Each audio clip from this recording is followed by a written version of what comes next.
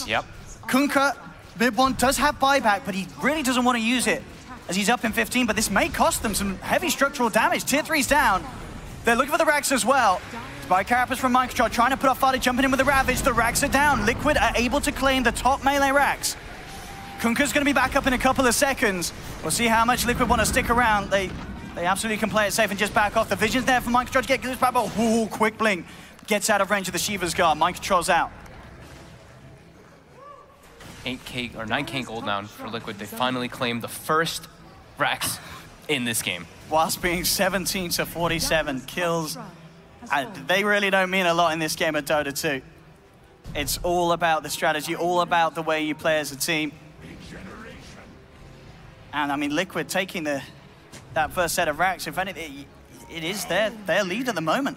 Yeah. Having that sort of extra pressure being put in onto Secret, of course. Secret, they can do a pretty good job at cleaning out the stronger creeps. There is a Kunkka walking around with 2 Daedalus. Yep. Or Daedalus. Would it be Daedalus? I think it would be Daedalus. I'll go with Daedalus. I'd go with Daedalus. That sounds better. That sounds nice too.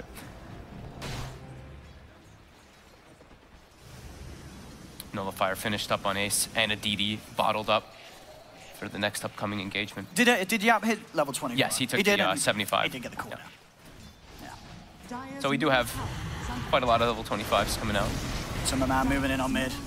Dude, oh man, playing Fada just gets mana leaked, non-stopped.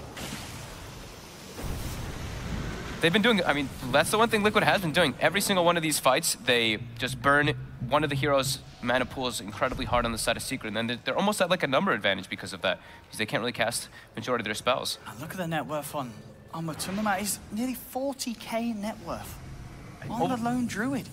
Almost 15,000 or 13,000 ahead of the Weaver. That's I mean, he has just incredible. kept it so cool this game. I mean, we talk about carries just being able to bring it through to the later portion, and he has done just insane amounts to keep Liquid where they are in this game at the moment. Full Satanic was picked up by Miracle there too, with that Aghanims. And Mjolnir too. He does an incredible, and Rapier is the next choice. He's queuing up the Rapier. We may just get there as well. It's 52 minutes in. This game still able to swing either way. His damage and his sustain as the Gyro now has gone up in an incredible fashion, because even if you are disabled, with that side gunner, the Satanic procs still do heal you. So it can be very, very relevant in the upcoming fights. Secret just constantly trying to deal with the lanes because of this lone Druid bear. DD in the bottle for Ace, as he is ready to put it to work. The next opportunity that he finds, GH shoving in mid. Boosted travel on Matumama, so he can continue to be even more global. He puts that one on his bear. Yeah. El Doge, it is called. Abyssal Blade, and a lot of money on top as well. She's still there as well on the main unit. Heart will be the next item for Ace, trying to beef up a little bit, as he does need it. Having that ability to sort of Shikuchi in and out, regen back up to full, could be major here. Ace on the hunt. GH starting to get a very high amount of gold too, 4,400 on the Keeper of the Light. Miracle. Maybe spotted out here. He's coming forward, drops the cooldown, has the backup of mind control. What's the Spike Carapace just to stun up Yapsor, but no interest in trying to chase down and close the gap as Secret are far away. Yapsor gets good information with that Spirit there, understanding where he was, and probably majority of Liquid as well. Look at Fada. Has to go for the Lotus Orb. The mana leaks are just becoming too much of a problem. Mid one. Clearing out these waves. Xing himself, Boots are traveling, with an Arcane Rune as well, the Dream, so he's going to be able to have that up again very soon. You got to watch out for these Tidebringer hits, I tell you what. If GH finds himself too near a creep right. Clear as clean water. Liquid and Secret just sticking as a group for now. Maybe a bit of a waiting game for the next Roshan before either side gets aggressive, and it's not long until it's back up. I think both teams really want to try to just take control of that river area. The double runes as well as the Rosh is going to be the next telltale for this game.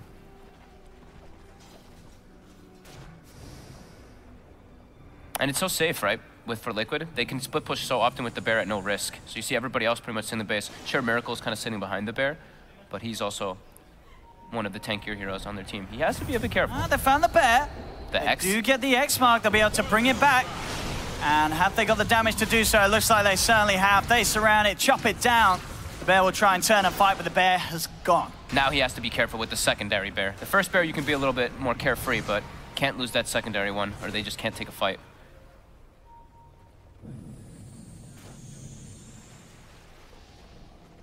Let's see what they can get here. Miracle's coming fairly deep. GH has been spotted out of the back. The nullifier connects. They have the vision for the glimpse. They're going to drag him in into the clutches of Ace. He gets forced back, forced again. BKB popped by Ace. He really wants to chase for this kill, and he should find it. GH is down. They'll get the Keeper of the Light, and they will back up. On the side, Miracle, he's actually been found. He'll pop the Satanic, try to keep alive. There'll be a buyback from the Keeper of the Light. Miracle is very deep, and he is in a lot of trouble. Miracle's down for 100. Liquid do find Puppey on the sidelines. Father and Ace there, though, with the backup. Nullifier down onto Kuro. Kuro's gone. Liquid lose 2. Puppey looking to survive. He tries for the TP, but he has to walk over the creeps. They're looking for Puppey. Back towards the river. They do surround mind control. He tries to bury himself deep underground, but the AoE still finds him. Secret claim 3. Only Puppey going down. Miracle's got to be careful of his positioning. He got Ravage and Roshan's up, and there's a DD rune waiting for Secret. Whenever Yapsor is on top of any of these heroes, look at these buybacks. That Gyro, so much damage coming out, and yeah, they have to go for buybacks. They can't give up this Rosh. Let's see if Miracle wants to come in, or if they feel that just having the 3 heroes on map is enough to push back Secret. Secret are being careful. They are without Puppey, one of their big sort of team fight. Refresher shard. Refresher orb on the lone druid. Orb. I mean, so at this stage, he's so rich, Matuma man. Yep. He can afford these luxuries. The bear is the most. I mean, his bear is everything. He really needs it, and they're gonna try to catch it here. This bear receiving a lot of punishment from Secret. The bow comes through. They'll force back the bear. They're trying to save him, but the crit's too much. The bear's chopped down. Secret can't get a catch onto more. Liquid will back off. And a full E-blade on the Keeper of the Light. Yeah. That man getting a heavy upgrade to his wand. Or staff, to be more accurate. And again, down to just a 1K lead at 57 minutes for Secret. And Secret backing away from the Roshan pit now that Liquid are back up as 5. Was 2 buybacks for Liquid, yep. So a bit costly, but they have to do that in order to defend that Rosh.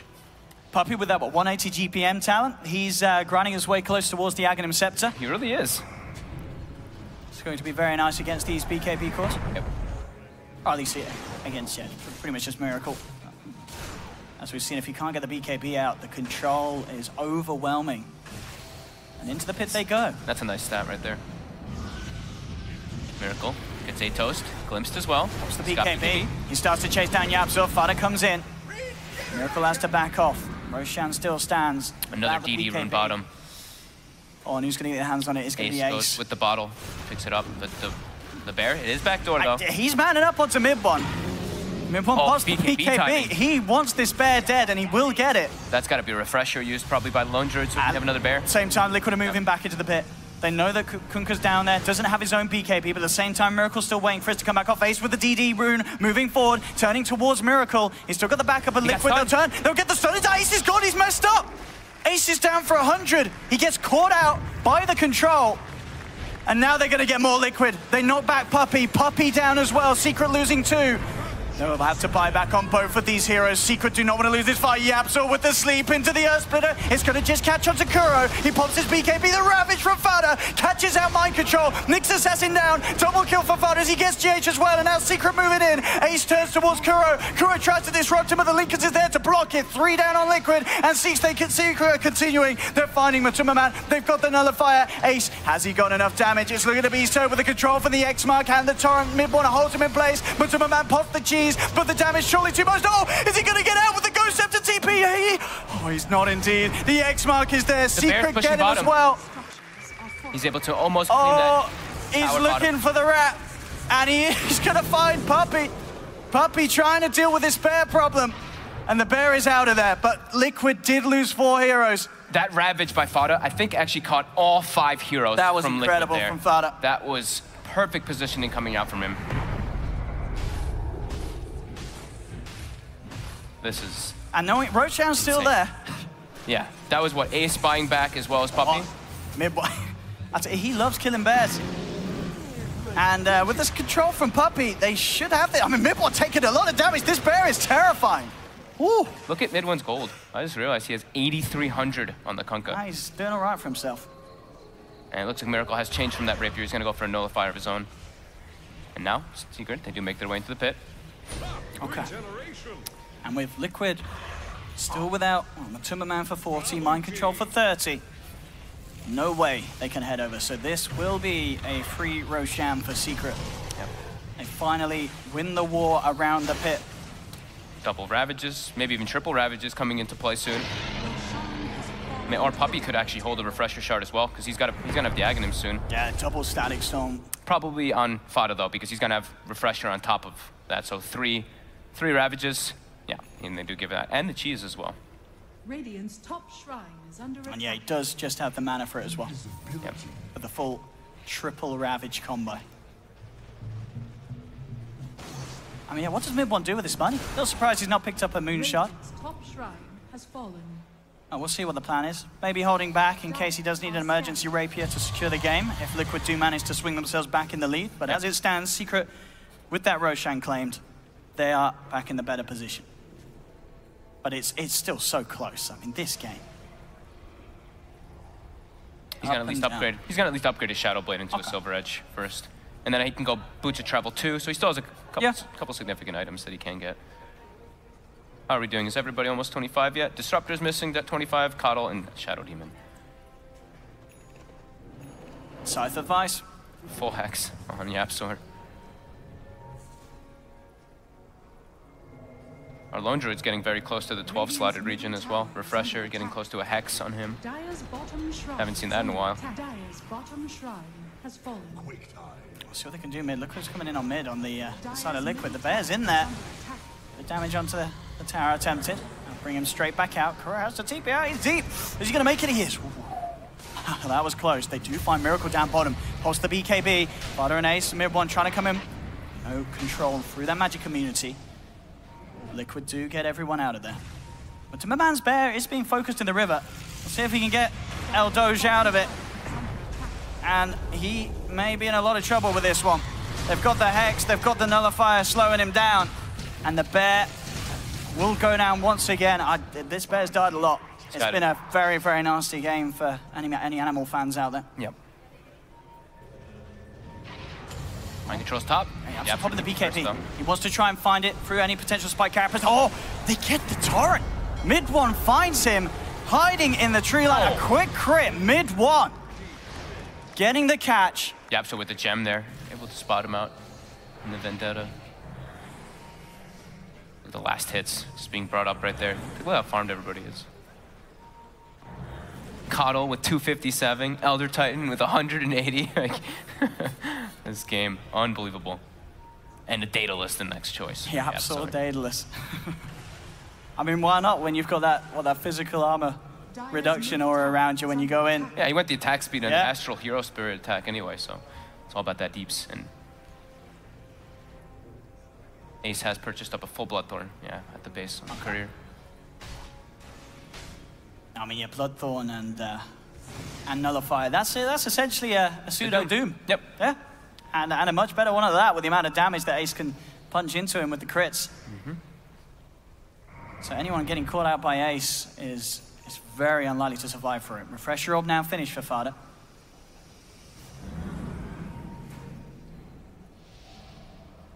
Ace actually getting in kind of deep here. Let's see if he can catch anyone outside of the base with this newfound combo of items that he's managed to build up. Refresher has been finished now on Fada. He's got his eyes on GH. GH has to be careful how far he comes out. You know, Ace wants to try for a very, very quick blink from GH as he jumps himself back. The Bear. And they're going for it once more. This Bear having a pretty hard time. And the Bear will go down once again.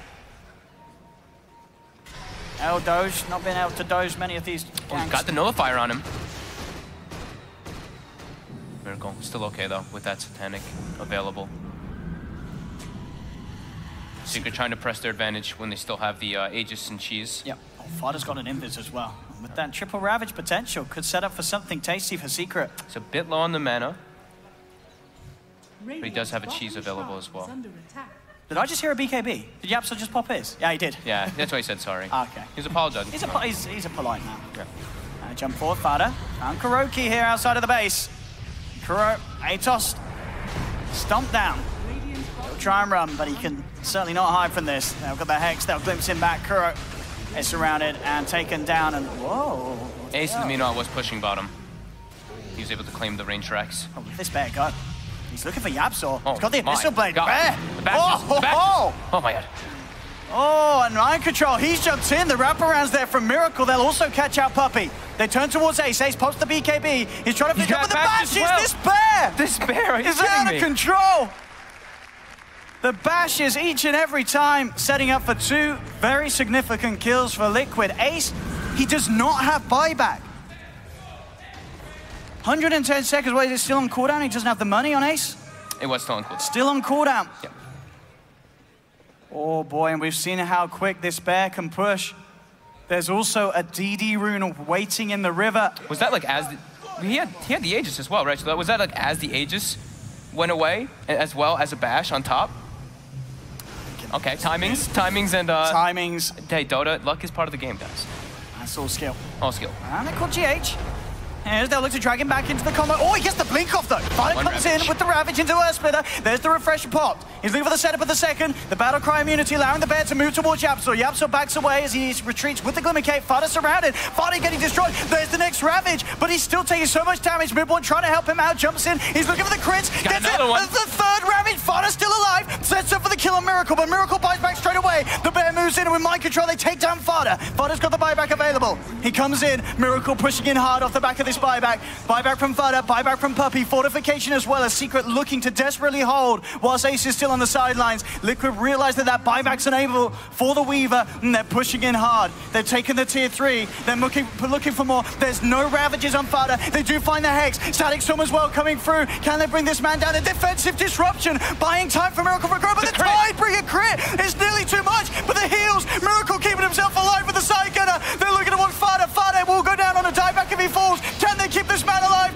They can't. The stump from Mind Control comes into 2. Fada's still alive though. He's backing off. Buyback from Midborn finally goes down. Mind Control will be able to finish off the Tide. He's down for good for 2 minutes. Matuma Man tries to CP, but Midborn's there with the control. X-Mark drags him back. Full staff on Matuma trying to break him out of there. Yapso holds him in with the Rod of Atos. He's looking for the stomp. He finds it. Another force though to try and separate Matuma Man from Secret, but the Hex is there. X-Mark and Torrent as well. Matuma Man's caught out. Ace chasing for more. He has the vision for the glimpse. Puppey's got the control. Yapso's got the deeps. Slaps down Kuro. Double kill for Yapso. Secret able to hold. That was all their buybacks besides the Weaver. A very costly defense for Secret. The heals coming up from GH as well as the defensive disruptions were absurd on the side of Liquid. Miracle did finally go down. He has bought back. This game. We potentially got 4 more of these. I hope so. Skadi picks up a Miracle. He does have that relic queued up. Maybe eventually the Rapier will come through.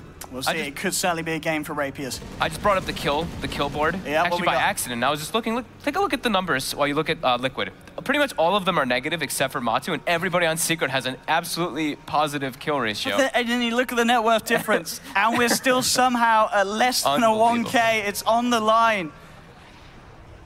So it's just showing how close these teams are. Both teams approaching this game with a very different style of play, but they're hitting each other absolutely bang even. And a game that can still go both ways. Secret's had a bit of trouble here, but Liquid is too. Miracle had bought back. Pretty much everyone on the side of Secret bought back too. Weaver still has 900 gold until, about 900 gold till he can buy back, or 700 now.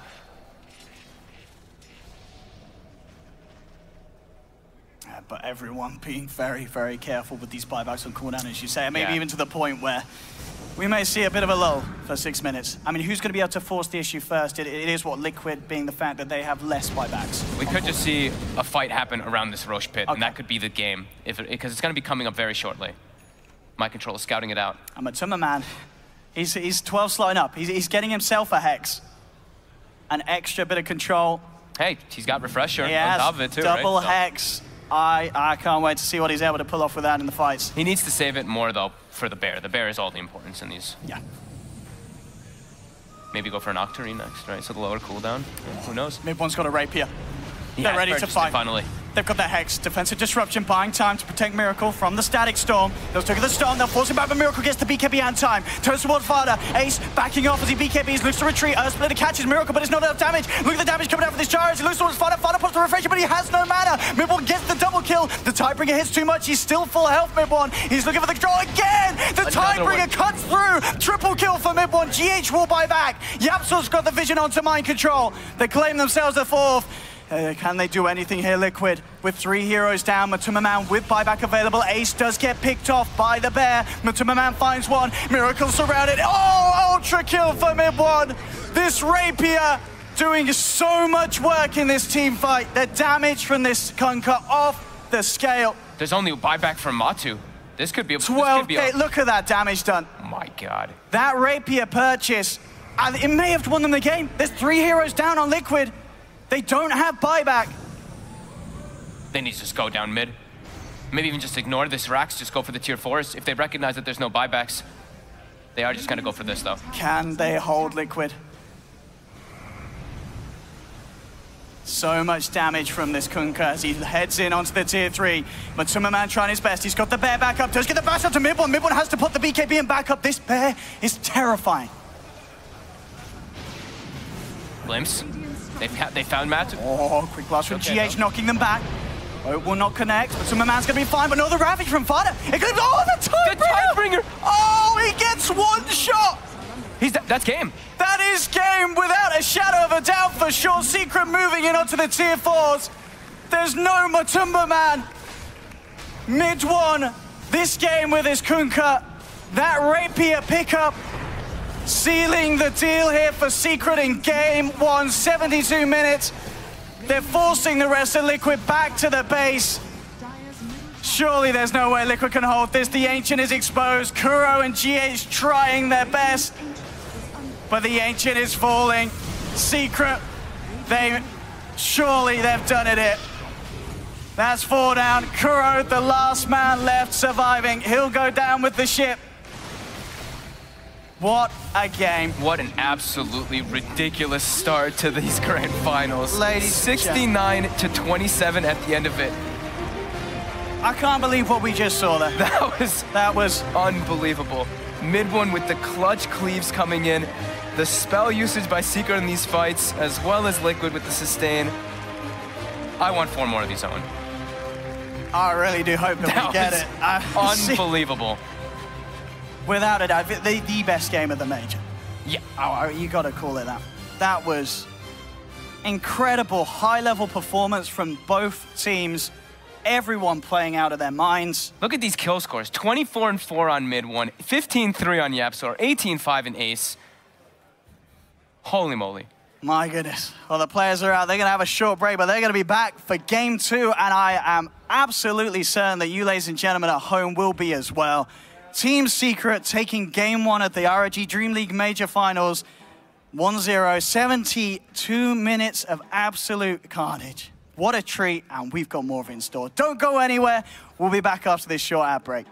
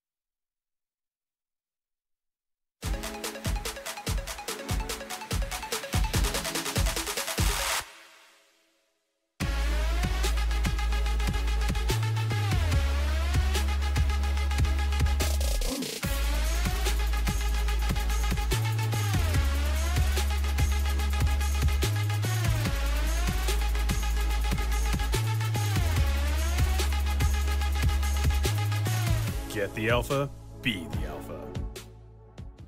The battle begins.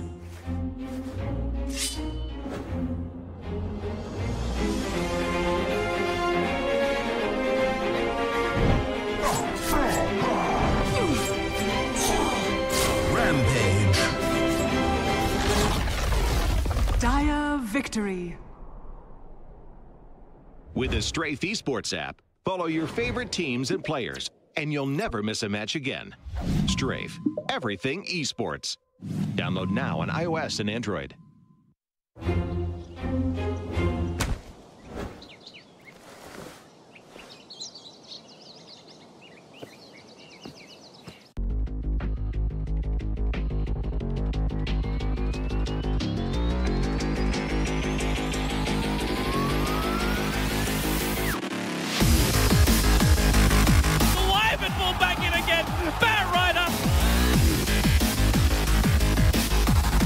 Kill beyond godlike for no one.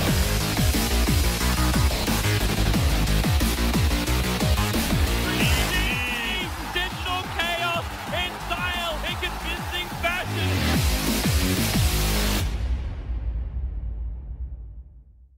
The things you see today are tomorrow's ancient history. If you're not a part of the evolution when the view changes, you'll fall behind. Open your eyes.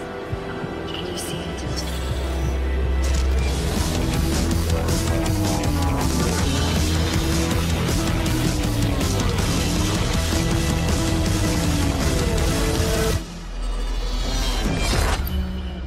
Let us capture it together.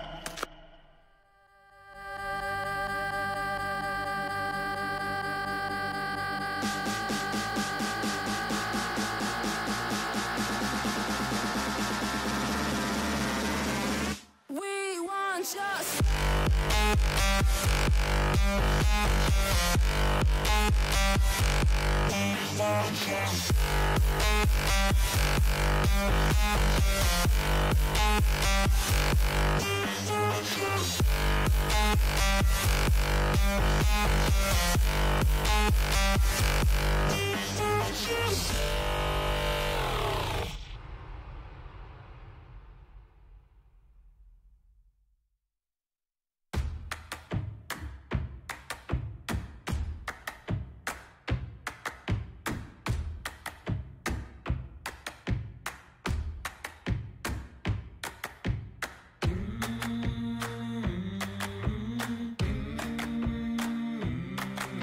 Rattling the windows and rattling the cage.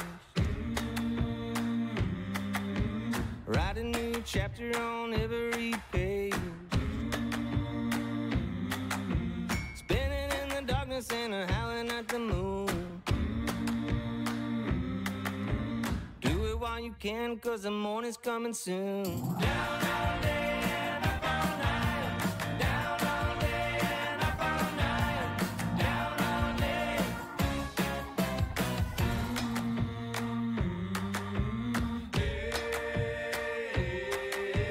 Ain't no telling when and there ain't no telling how.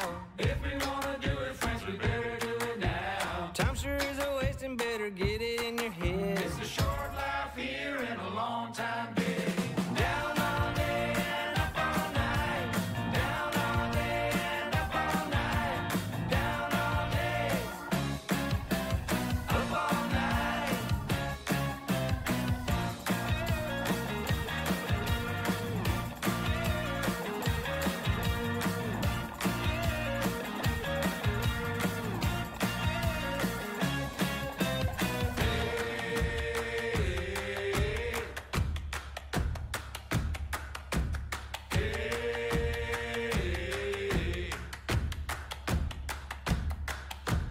Rattling the windows and a rattle in the cage.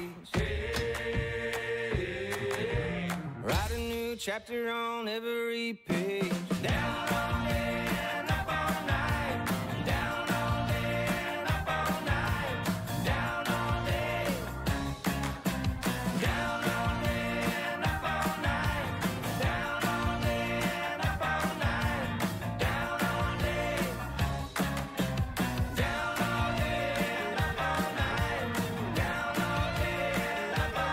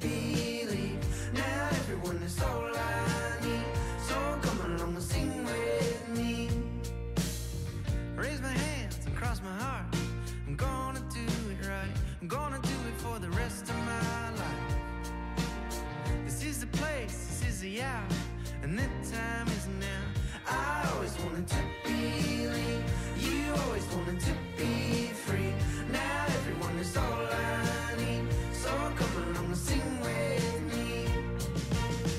Come along, let your heart be free to roam. Though the days are cold, they can be your friend.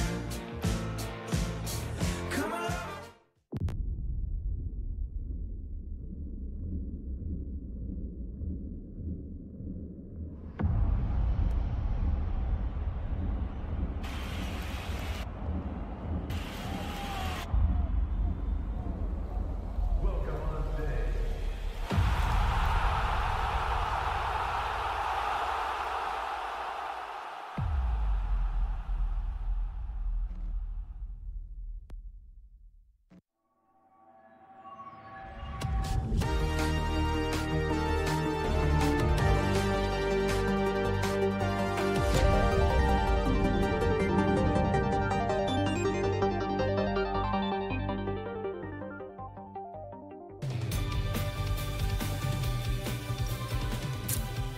Uncupping, we are back with Game 2 of our grand final of this, the second major of the Dota 2 Pro Circuit season, and Secret have drawn first blood. They lead Team Liquid 1-0 in this best of 5. Mid one in only his second professional game as Kunkka carries the game for the side of Secret. Yapsor 11 kills in 22 minutes on his Elder Titan, most on the hero in Pro Dota 2 since TI5.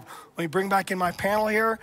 Along with the Kunkka and the Elder Titan, I guess those are the stories of the game. Anything else stand out to you, Toby? There was so many stories in that game. Like, you started off with the early rotations from Team Secret working so well. That's where Yapsor really came into his element. The Kunkka came into the end game element as well. Then you got Lone Druid filling up with the Aghanim Scepter. Like, you got a storyline that long. There's just so many chapters to go through. Blitz, I got to ask you about this Kunkka pick. Because, so I asked one of the coaches about it backstage. They said, you thought the theory was you pick the Kunkka to put it against the Gyro in the lane because Gyro's so short range. They actually managed to dodge that lane. Did you like that Kunkka pick initially? When I first saw it, I mean, I was trying to do the same thing that Fogged was doing. You try to figure out like where it fits into the meta. It's pretty bad to just write off a pick and say like, this is going to be pretty bad because we haven't seen it in a while. And it sort of conceptually makes sense. Kunkka versus Gyrocopter should be a pretty good matchup, and Kunkka versus Lone Druid isn't bad either, because you can just keep Xing back the bear, so it makes it hard for him to return anyways, which we saw later on into the game. So independently of that, I didn't know how it was going to work out, but after seeing it, that's pretty incredible. Yeah, and then the Secret approaches to team fights as the game went on, which is what I thought was so impressive. The Tide Hunter, for a while in this game, I wasn't sure about the impact that it was going to have, but this fight here to me was like the Tide play. Fada comes in a perfect angle here. Perfect 5-man Ravage, I think that was there. Really turned the fight around for Secret. Liquid did everything they could to make sure that Fada was going to have a hard game. Like, just before that fight happened, he was mana burned, he was mana leaked beforehand, he'll back out and then blinks back in with just the perfect amount of mana to get that Ravage off. So big props to Fada for being as effective as he was. I mean, everybody in this game was effective, though. It was just, any one of those performances from any one of those teams with any different team, the game would have been over. It's just amazing from everybody on both sides. The cleaves. Mid-one's positioning was so damn good in these fights. The amount of times he cleaved off the bear and had the perfect line for it, set up by the X mark position, he knew exactly where to go back and which way to position for I it. was waiting over and over again in these fights because Nyx actually had the Carapace damage talent.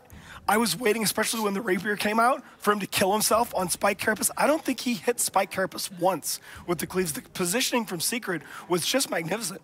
I mean, not only that, but just like his awareness in the map. He was hitting so many fogged torrents. And I say it right for the first time, but gosh, it was impressive. Man, if you ever want to see a Kunkka game, that was the one. It delivered on every aspect of the hero. So good. The other really strange thing about this game was the economy. 15 minutes in, 17 to 47, Liquid were down in kills, but with the 2 minuses, they actually had a net worth advantage. They were able to take that top racks. Yeah, I mean, the thing about Lone Druid is oftentimes, so the idea that we had for a while on both teams that I worked on was you can rat all you want, but especially in these metas, you must win a team fight to win at Dota. You have to 5-man wipe them at some point to be able to close out a game, and for the longest time, it looked like they were going to be able to bypass that, similar to what Secret did against EG, where they were able to largely just avoid these fights. And I think that's the unique thing about this Lone Druid hero. He's like the next meta of playing this rat Dota style. You don't have to ever be there. He's even better than LD in that, or Nature's Prophet in that regard, because you don't have to commit your hero at any point. You don't die for anything. And so that was pretty incredible to watch. I had kind of a similar feeling when I watched Ace play Lone Druid, and I think this hero is unique in that regard because you no longer have to 5-man with the Radiance. You can just build towards ratting, avoiding these 5-on-5 engagements.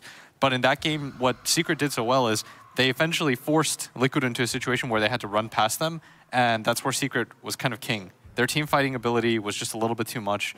I mean, mid one had some fortuitous crits, played that very well, but just superior team fights overall. Yeah, the other thing I felt like is because they were running sort of the split pushing style, they weren't, Liquid wasn't really deathballing into these fights. And so the catch of Secret with both the X and the Glimpse, if any Liquid hero got out of position in the fight, it felt like they were just dead.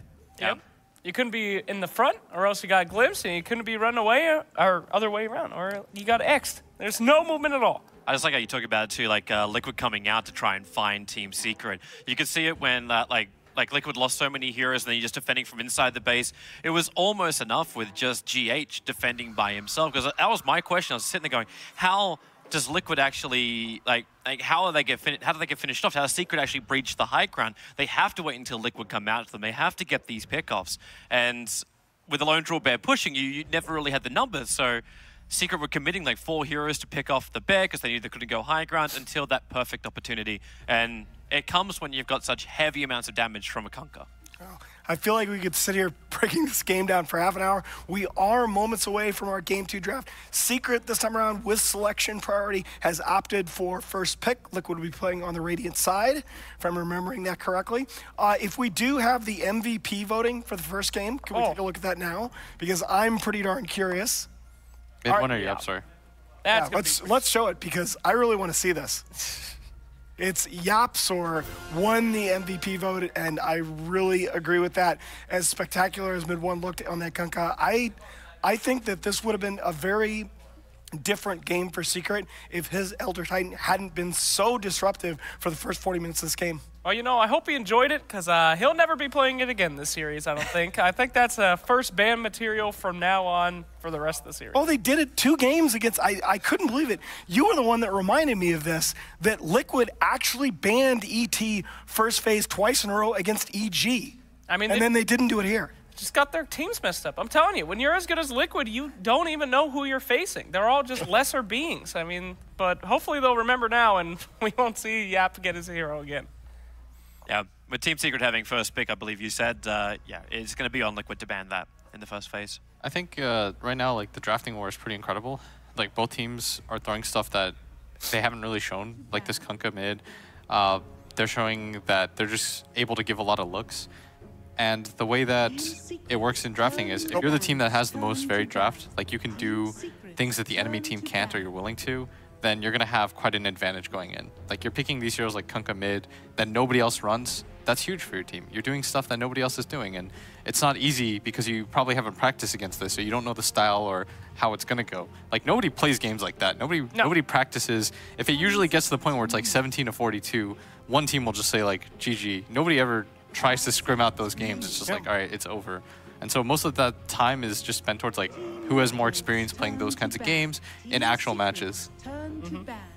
Yep, there you go. There's ET. Goodbye. Won't be seeing that again. But man, what a fun story that we've had throughout the entire tournament, huh? You saw Roger's Kunkka come up. Maybe that's what gave them the idea to run that bad boy Kunkka again, and then just really been performing. You think we're going to see a lot more Kunkkas now after those kind of huge performances, or still niche pick? I think it's still kind of just something a little bit more limited and towards that.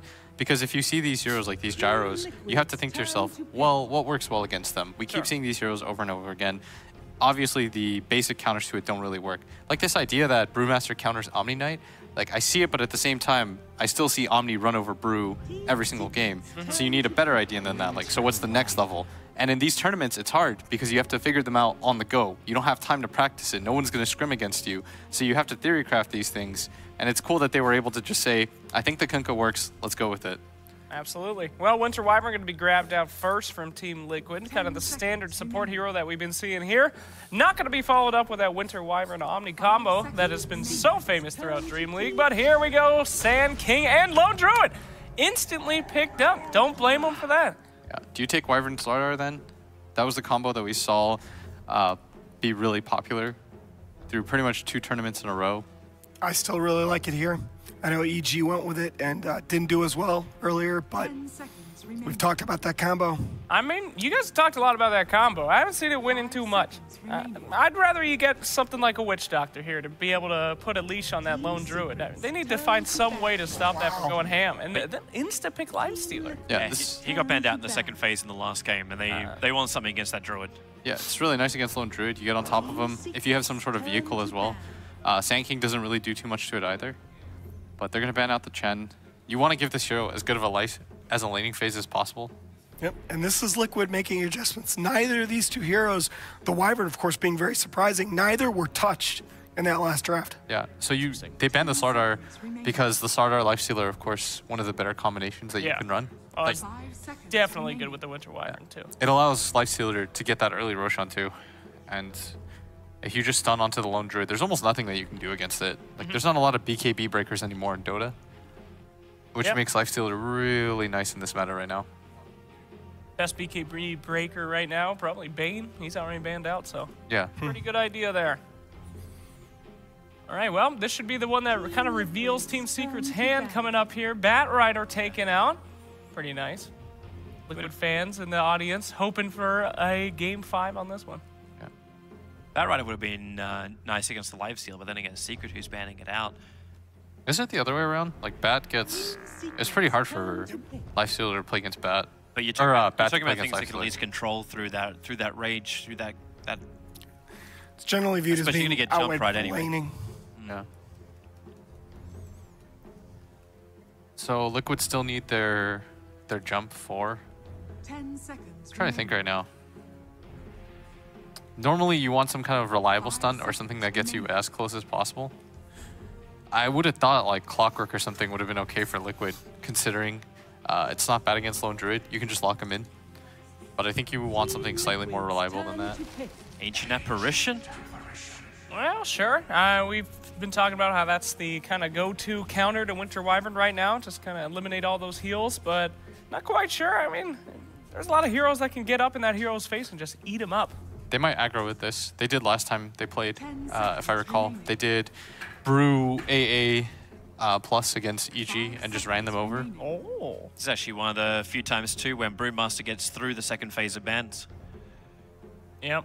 I don't know. I think he's fallen out of favor a little bit, Toby. People are sobering up to him. It's a little joke for you kids, you know. I think so, too. Thank you. So 4 positions that work.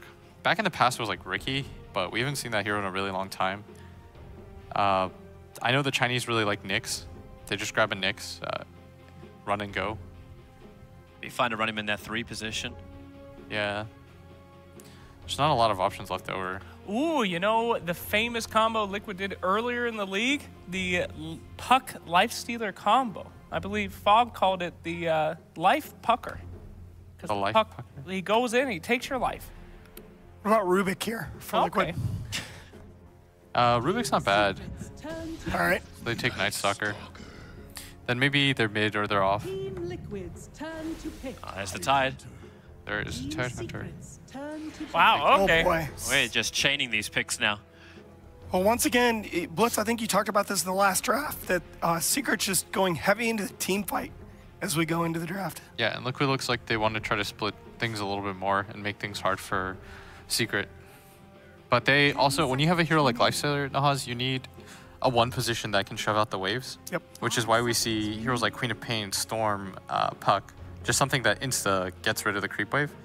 Because Lifestealer can't do that for you. And if your 1 position can't do that, your mid has to. Are you worried that they don't really have a great way to get Lifestealer into the fight? It's a little bit of a concern right now, but that's what I imagine That's what I imagine MC's hero is going to be. Like, they might just do something like puck off. They also need a hero, though, if they do get aggroed or they get run at, because SK plus AA is such a kill combination. Like, that's a kill squad. AA is often thought of as kind of a passive laner, but Cold Feet plus Chilling Touch is really nice paired with Sand King. Like, that's almost always a kill, because Sand King will get his Caustic, you'll slow him down, you just chase people down. It's almost always a kill. So where do you think these secret supports are going to be early in the game? I think they aggro, or they can move around, because they have this dead hero in this Lone Druid and this Tide Hunter. Like, there's this concept that was coined a while ago. It's called dead heroes, where you essentially never have to help these heroes because they're static laning phase. They don't get beat by anybody, really. They're just okay. Lifestealer used to be thought as one, and then we kind of went away from this meta, but it all sort of, Dota almost always just like circles back to what it used to be. 10 seconds remaining. So you see the Brewmaster actually is banned out by Secret. 5 seconds remaining. You know, one ideal option that would get the Lifestealer into the fight, offer you a little bit more team fight to answer the abilities of Secret. Could have been really problematic as well for Secret to have that bear work. You remember the old counter that, I think it was Dendy that always did it with the Tinker, sending the Lone Druid bear into the air all the time, basically no presence inside the fight. That is generally the counter, and it's nice to play, but they need something with insta jump on the side of Liquid now. Yep. If they want to utilize it like this, I mean, you can still play a normal game, but how does Secret actually play the jump game against the Tinker too? Like, it's not like they got the 9-stalker for the Flying Vision. How do they keep up with them? Is it just SK Blink? It'll be SK Blink, plus they have Lone Druid. Once you get Radiance, it kind of works both ways. Like, Tinker will shove in the waves into you, but Lone Druid will do the same. Like, he'll harass you with the Radiance and force the Tinker around the map, and then you can sort of predict where the Tinker's going to go based off of that. Like, if you imagine in the mid-game scenario, Lone Druid has Radiance. He pushes out a wave. Then Tinker goes to go shove that back out. Then there's two people smoked behind that bear, and they just grab a kill. And it's even easier when bear eventually gets Aghanim Scepter, because you don't have to be there for that anymore. Your bear's just like a hitman. What? Sick! Oh, I Wait love a minute, these where unique does drafts. this, so is this? That's 3 position. 3 position, no. Is it 3 position Night Stalker or 3 position Phoenix? I think it's a 3 Phoenix. Wow, this puts up a whole new problem for Team Secret. They got a lot of magical damage, but what they don't have is somebody that's going to be able to hit that egg. Now they're kind of put into this situation. Do they want to draft around that, or keep going with their original idea and just deal with it? Maybe they take something like Quap. I don't know. They need some like mobile catch mid. Yep. Storm, Quap. I was just, so like, curious whether you were going to say Storm. I mean, I think that hero's like, it has issues, but it's still okay. Or you even take something like Sniper and just like have your team frontline for you. Because the other thing you need is something that can chase the Tinker into the trees. You guys are all wrong. There's one hero that can do all of it. Like Death Prophet? Nah, bro. Zeus. Nimbus Zeus. Think about it. Yeah, but you're going to be really bad against Lifestealer and Phoenix. Nah. Those heroes will crush you. Nah. Nah. Think about it, bro. Anyway. He did think about it? When they pick Zeus, I'm going to look like a genius. Right. Oh, crap. Oh, Warden. What? So they can either run the Warden or the Druid in mid. Hey, I like more this. flexibility of Secret's laning. You know, they get to follow up, kind of have a global presence. They get somebody to be able to hit that egg. I think that's a great pick. And we just haven't seen it that much on Team Secret. I love the BT interaction as well with the Lone Druid. You're going to get so much maneuverability across this map. Yep. It feels so greedy though on the side of Secret. You got 2 heroes that you really have to invest a lot to get online. But isn't that what they always do, right? Like, you have those 2 heroes that work, the one hero who doesn't, he catches up later when space is created. Gentlemen, need some predictions here.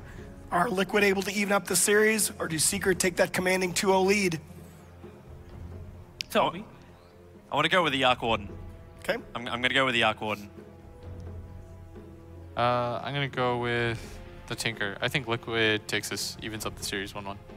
Ooh, up to me, huh? You went with me last time, and I was correct. Phoenix is not a great hero, though.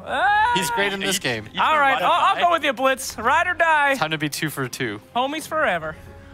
Blitz, I think you have me convinced. I'm going to go Liquid. No, I want to switch back. Switch back. Put me on Secret. I stand alone. I'm going to pull the slacks on game 2. No. Let's go game 2. Secret trying to take this series by the throat. Liquid trying to get back in it. One more time. Here are OD, Pixel, and Fogged. Thank you very much, Nahaz. And yeah, we're ready to go. Game 2, Secret versus Liquid. And we're seeing more new heroes. This Phoenix being picked up. And it looked to be indeed the core Phoenix, so Mind Control. Yeah, we had it up. And then mid 1 Arc Warden. Gets Kunkka last game, now we get Phoenix and Arc Warden. This is the grand finals. It is. And this is what happens, right? Secret and Liquid are giving us quite the delight indeed. So what do we reckon about these new heroes being brought to the fray? The Arc Warden and the Phoenix. Talk about them. What are we liking? What are you worried about? I'm worried that the Tinker can go very out of control. He's quite good versus both Arc Warden and Lone Druid once he gets to that super late game status, because he can laser across the board versus all of them and give them that miss rate. Let's see. So that is one of the big factors coming in. And then they have, I think Liquid really drafted to deal with this Lone Druid. That was a big prioritization from them. The Phoenix, as well as the Tinker, as well as the Lifestealer, these 3 heroes can be quite good versus it. And we've seen what Ace can do when he has his hands on this Lone. Let's get ourselves with the rundown at the team sorted. Miracle on his Tinker for Liquid. GH, support and Night Stalker moving around the map. Kuro will be there with the saves on Winter Wyvern. Matuma Man, Lifestealer. And up on top at the moment, Mind Control, position 3, Phoenix. Secret smoked up at the moment. We've got Puppey AA, mid 1 Arc Warden, Fada Tidehunter, Yapsaw on Sand King. Down at the bottom, we have Ace, Lone Druid. We've seen his Lone Druid a few times. It's very, very impressive. Up top, though, Secret are hunting. The smoke dispelled. They know someone's there. They find my door. They catch him mid-Icarus dive. And that, without a doubt, will be your first blood and going to mid 1 as well. Nice bit of extra gold to kick him off in the mid lane. That ward did not see them, actually, because it's just along the cusp. I think he got vision of them at the last possible second, since they have it placed right there. And it's actually blocked by a tree if you actually switch the vision, so... Yeah, right, just as that smoke dispelled, I think he would have just seen the one. Perfect, yeah, look at that. You can see that he probably got vision of them at the last possible second. Oh, nice way for the Arc Warden to start the game. They'll see the lanes. It looks like they're trying to get maybe the Ace versus the Phoenix, but with that, Phoenix is going to head down. But are they trying to get the Bear away from it? What sort of lanes is Secret looking to try and get on the side? They're just trying to avoid the Lifestealer. Okay. On the side of Secret versus that Lone Druid. But look at the rotations coming out. Matu's running right back up toward top.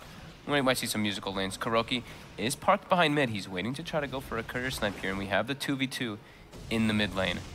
It is a double-ranged hero coming out from Secret, though, so they should come out ahead in this one. But at the beginning, Miracle is 3-1.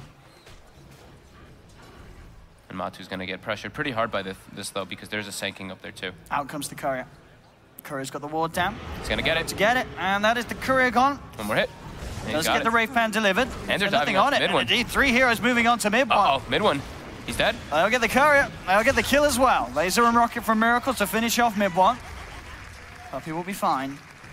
Patience from Kuro. And Miracle's a bit of an awkward position. Mid 1's going to TP straight back in to try and beat into Miracle, but Miracle will be fine. Gets himself back behind the Kree wave. GH a little less so. Flux onto him. TP across as well from Yapsaw. The only way Secret can really get kills in their lanes is Yapsaw. He is the key to the movements around the map for them. Him and AA, or AA alone is not enough. They always have to have the Sanking there for the kills, unless some big mistake kind of happens. Mind Control should be pretty happy with the way that the lane setups are happening. Phoenix versus Tidehunter, he should be able to get a good chunk of farm here versus the Anchor Smash. Since he's ranged, he doesn't get affected. GH. I'm taking a lot here. Caustic this chilling touch. He is surely going to pop one more touch, would do it, and Yapsaw can find it. Secret get another. Top lane, Kuro coming in with the wraparound, looking towards Ace, trying to keep the bear off him with the slow. Ace actually did not get hit once by that Arctic Burn on his main hero. Now he's going to turn. He's going to force Kuro back out of this. He knows he's level 1. He's only got that 1 skill to pop. Yep. Kuro will be forced back.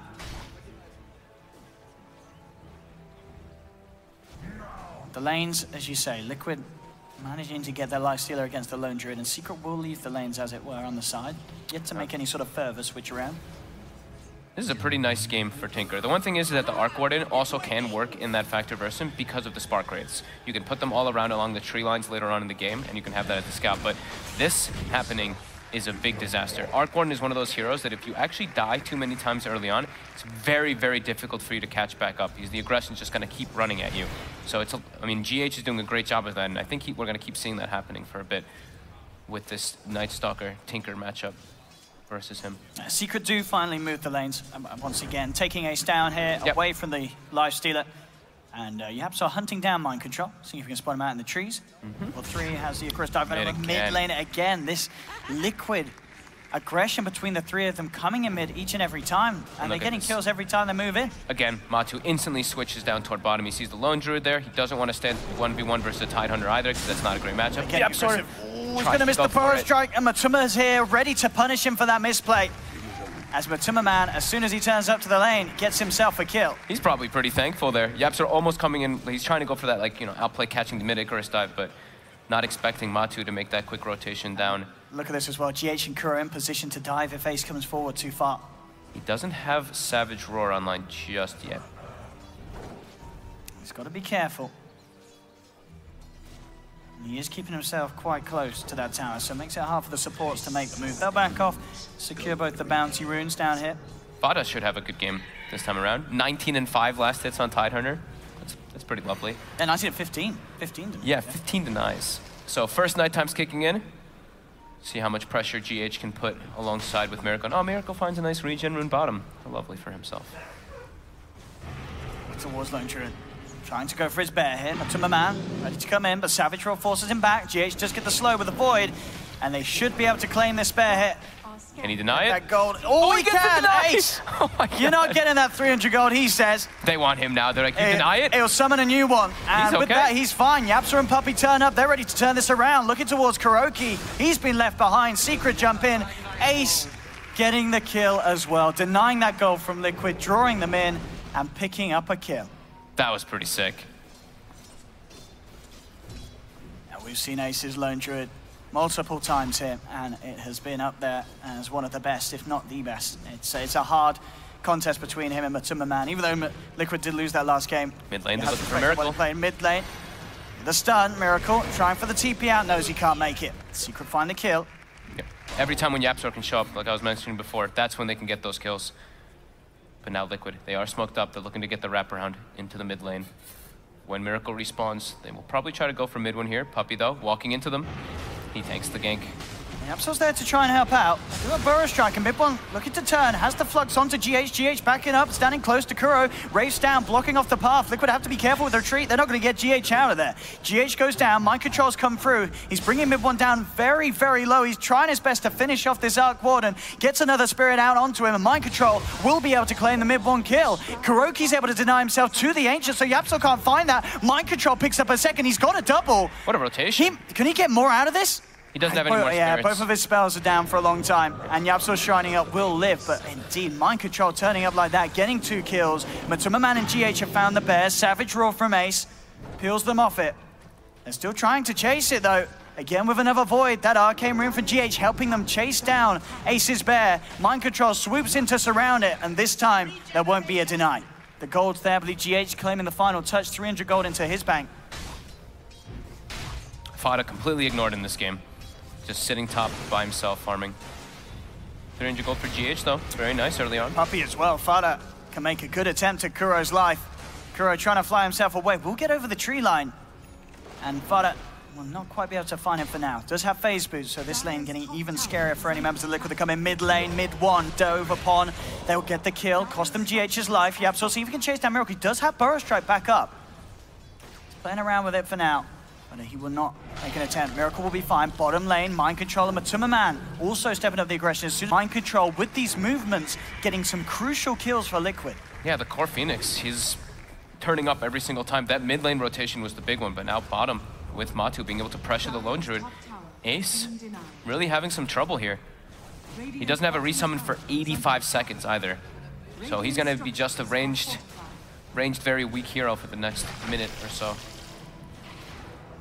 Liquid, as we've seen themselves, a team very comfortable with playing the Lone Druid. They, of anyone, are going to know how to deal with it. And this is certainly the way. Putting this amount of pressure on, slowing down the Midas Radiance timings that are so crucial for the bear to get, and taking his lane away from him. They'll find the tower. They swoop forward looking for Yapso to still have a Burrow Strike to break away. And there are other members of the team around. Fada's going to head in with the wraparound, and this Phoenix has been baited in and taken out. Mind Control punished for chasing just a little too far down there. That was beautiful by Fada, just sitting in the trees on Mind Control had no idea that he was there. So that burst damage, Ace And a TP out. Is the burst there? Oh, just survives. Very, very close indeed.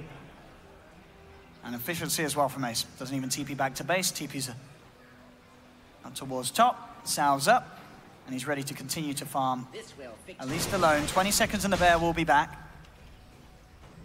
Bottom lane, Matuma Man not going to have too fun against this tied down bottom. Mid lane, Miracle. Mid one. That was a solo kill. Yeah, he's got the Tempest double out. A lot of damage potential with the 3 levels in flux if Miracle's out alone. Dire's middle tower 8 for 8. These are the kind of games we expect here from these two teams in the grand finals. Just bloodbath. Liquid trying to move in again on top. Reacting to Ace, but Ace has friends. He's got backup. Yapsa and Puppy. Instantly with the Burrow Strike. GH will be in trouble as the cold feet. He gets procced. Secret find another. Mid lane Miracle. Being gone upon by mid one. He doesn't have the double out. To be a little careful. And indeed, we'll just be able to poke a bit at Miracle. Miracle will be fine. CS between the two. 36 for 9 on mid one. 30 for 9 on Tinker. So very close in this mid lane. Yeah, I think we're going to see Matu probably, as soon as he gets that armlet, he's probably going to infest inside my control. They're going to start looking for either the Lone Druid or the Arc Warden with those infest bombs. Infest plus Icarus Dive makes it a pretty easy setup to actually go for that. Kuroki just hanging bottom, babysitting Matuma Man in case he gets gone upon. Mid one, very low in this middle lane. He's feeling confident with Yapsor being around the tanking, and yeah, they'll tag team out. In fact, mid one heads back to base.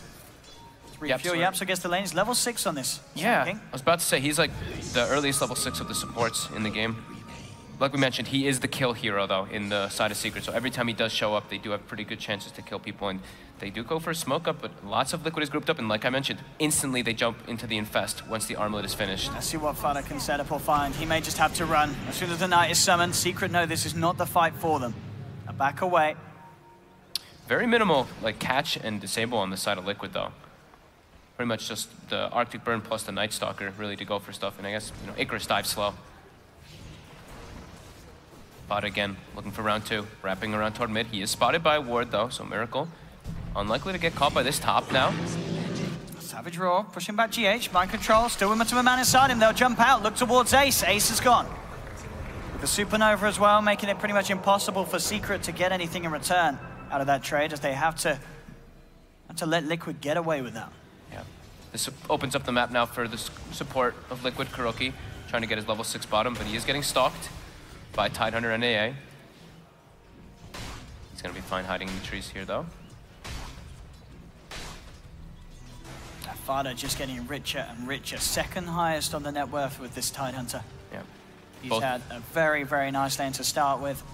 It denies, Kuroki actually denied the catapult bottom from Fada, and Fada gives him an XD. Yeah, so top getting got on, has no stun, has no sandstorm either. Matuma Man really stepping it up with these kills. He got the farm early on, and he's getting heavily involved with the backup and mind controls Phoenix. Some nice little exchange of words between Kuro and Fada there during that. Dire's bottom tower is under attack. And so far, 12 minutes in, 9 for 10. Is there a team that you would say is coming out with the upper hand of this lane? The thing is that both these teams want to kind of take it to the late game, because Tinker toward the late game and then Arc Warden and Lone Druid. I think Liquid probably wants to keep the pace up a bit more. Mid one with the Midas out. Top lane, GH. Action going, GH. In a lot of trouble here. Now we'll juke out the Ice Blast, but they're chasing that map. And they'll continue to do so. No let up for GH as he's rooted, taken out. Yeah, so secures the last hit. Bottom lane Fada. He's having a bit of fun with Kuro down there. Was teasing around with the Ravage. Got a bit of a translation there too. Kuroki actually said, you didn't expect that to Fada when he denied the catapult there. Thank you, Knoxville. So Midas will be the choice of item for my control, just to keep up with the level, since he's going to be running around and setting up a lot of those ganks with the Icarus Dive, and it's just an item that most people do tend to go for on the Phoenix, since you really want levels. And here we go, Infest again. Bring him down, join forces with Kuro and GH, and make the move for the big cause. Scan from Secret, just on the mid. How many Midases is that in this game? That's 3, I think, a total. soon. Lone Druid has one, Arc Warden, and Phoenix will have it, the finale one. I'm going to find Fada here. He does have the hood, and he has got the shrine by him as well. We'll see if they have the damage to bring him down. It's a bit of a hard hero to go in upon. Ravage comes in into the Ice Blast, the Purge as well. Oh, that was questionable at the best, going on the Tidehunter like that. Under a shrine as well. A little ambitious from Liquid, and it hurts them. They lose both Mind Control and Matumba Man for that effort. That's an extremely costly one too, because it's Ace pushing the mid lane during all that, and that slows down a lot of their momentum. With the Infest being on cooldown now for quite a long time, losing 2 of their core heroes. It was a Ravage expended, but absolutely worth, yeah. Fada, I'm surprised we didn't get an XD out from that one. That's a hit level 12 as well. 1300 towards the Blink Dagger. Oh, GH and Matu, they found the bear top. They're trying to bring it down. We get in range for the open wounds. It's only level 1 open wounds. He does get close for it. Do they have the damage? They should. Yep, they do. 300 gold for Matu. Yapso comes in, finds the Burrow Strike. They've got that combo. They're set up for the Ice Blast. Makes the connection onto GH, and with the Gush slowdown as well, they should be able to bring him underneath that threshold. Yapso claims the kill. Closer and closer towards that Blink. Ultimate Man thinking about kills in return, but this big old Tide, as he looks towards him, is a little traumatized after what he remembers happening down bottom, and will respect Fada. Yeah, this Blink for the Sand King is going to be there soon. Yep, so 5, 2, and 7. Again, a very strong opening from him. 1900 gold towards Blink Dagger. Yeah, 12 of the 13 kills he's been involved in. To be expected, though. He is, you know, the 4 roll with that, the pretty much only stun that they have besides Ravage in the early game. Mid one will be going for the standard Arc Warden build, the Maelstrom after that Midas. Getting closer and closer to that one. And Matu going for his signature Lifestealer build, just armlet into Desolator. Usually just tends to go for that heavy minus armor since so he can actually siege buildings, since Lifestealer is not a great tower hitter objective taker. Lets him not only take Roche, but buildings as well. A couple more creeps and Mind Control. He'll have his Midas. So we'll be able to continue the scaling game on this Phoenix. And yeah, as you say, mid one farming a treat, and so is Miracle. Both cores, both mids at a very similar pace. GH is scouting out Secret, but he's under vision of a ward. He's getting wrapped around on. And Yapso's got the connection. Comes in with the Burrow Strike. GH punished for this one. Look at that defensive ward by Secret. Very unexpected. Liquid had no idea that would be there, but all of the wards coming out from Liquid are coming out from Secret are in the defensive position. If you look around that mid lane, they're really prioritizing defending mid one's farm. Natsu wants the bounty room. I'll get it. The bear's able to pick it up. Tries to go for a bit of a go onto the bear, but no follow-up. Puppey actually with an invis. See if he can do anything with this one. He's like, oh, no bounty rune. Damn.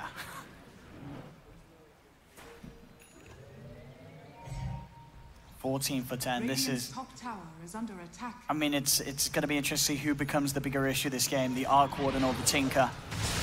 Both absolute nightmares if they get their items. Mid lane, mid one though gets jumped on. They've got the combo. Matumba Man brought in by Mind Control. Ice Blast flies through. Yapso will go down as well. Liquid, keep everyone alive. Mind Control healing up the team. They get 2 quick kills, big ones as well. Taking down mid one. Any chance they can to slow down this Arc Warden's farm. It is a pretty scary game for the Arc Warden whenever those situations happen. I mean, Icarus dive into an Infest Bomb, he's gonna die 90% of the time there unless he's got heavy backup from his team. And all the while, Miracle's been just casually farming in the jungle for quite a while. He's got the Blink on the way toward that Aghanims next. Now look at this tower as well, Liquid. Yep, objective gaming. Ace top. Also was pushing for a while. How's he doing on the relic? Very, very close to having that relic. So much slower though than his recent games. It's not the record timing, but it's still a strong timing. He was pressured a lot. Liquid definitely put a lot of focus on him in this game. In that trade-off though, you see Fada's farm. Top 2 Tidehunter. Going for the pipe build to be able to counteract versus that Phoenix as well as the Tinker in the upcoming fights. GH, farming bottom. He's got defensive wards on his side too, so he sees the rotations. And that is a circle drawn out by Yapsor, so I think he's expecting that there's vision down there because of the invasion plays from Liquid earlier.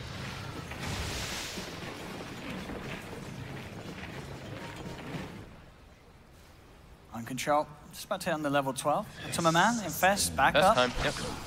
Immediately looking for action once again. They know someone's going to want to get that bounty rune. It's mid one. They're going to jump in, look to close the gap. Mid-1 trying to hold them back, but with 2 heroes chasing him, he's going to need some backup, and backup is inbound. TP's coming in, he'll drop down the field. Supernova's there on the sidelines, though. Mid-1, he will fall. Ice Blast comes in over to Man, but still with the rage, ready to fight. He's trying for it, but the Ravage comes in. Fada holds him back, and Mid-1 actually claiming the double kill there as the final tick to the Flux to the Wraiths gets the kill. So a 2-for-2 exchange. Yeah, that Tempest double being able to affect on the Phoenix egg coming into play right there. They may have been able to kill it anyway with Tide and AA, but that was a level 12 Phoenix, so that is the level 2 egg, and they brought it down quite easily. Desolator complete from a Man. Pipes there for Fada. Level 15 on the Tide. Experience through the roof for Fada. Incredibly even game though, 16-14. The gold advantage is actually pretty much 0. It says less than 1K for Secret, but it's been like bouncing back and forth between the two. And as we see the network or the experience as well, 2K only for Liquid. Kaya next time, no choice for Miracle before he goes for that Aghanims. Maybe he goes for the Aether Lens as well. That's like the more standard build that we've seen. I've seen Miracle though from time to time go for just like the Dagon right afterwards if he starts snowballing with momentum.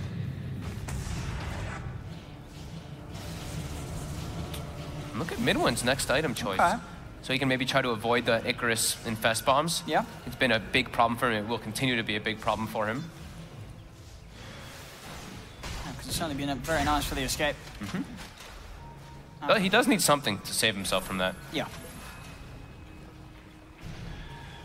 Secret all in a very defensive stance, but they are under vision from Liquid putting a very sneaky ward. And Secret still prioritizing it on the extremely defensive manner. They can't really push towers with their lineup until the Lone Druid gets more online. So all 3 of their wards are pretty much placed just to defend their jungle, to make sure that the Arc Warden and the Lone Druid can get their item timings. Because as the panel mentioned, it is a fairly greedy draft coming out from them with these 2 heroes combined on the same team. Scan comes out. It actually does catch Liquid here. They are positioned here for an Infest Bomb. They're going in anyway, though. They are straight in, looking for Mid-1. Mid-1 gets the field down. They've got the Burrow Strike in the air coming through with the ult. Man rages. He's able to finish out Mid-1 and the Tempest double. Supernova's falling low. Puppey nearly able to claim it, but he can't quite. Mind Control gets the ult off. Rays out onto the Puppey. Pipe comes through from Fada. Is it enough to save Puppey? It is. And Mind Control swoops forward, takes down a second, and now Fada's in trouble. He's surrounded around the tree line. 3 members down on Secret. Yapso tried to jump in, but the silence was still on him, so he couldn't react. Has to back away. Liquid get 3.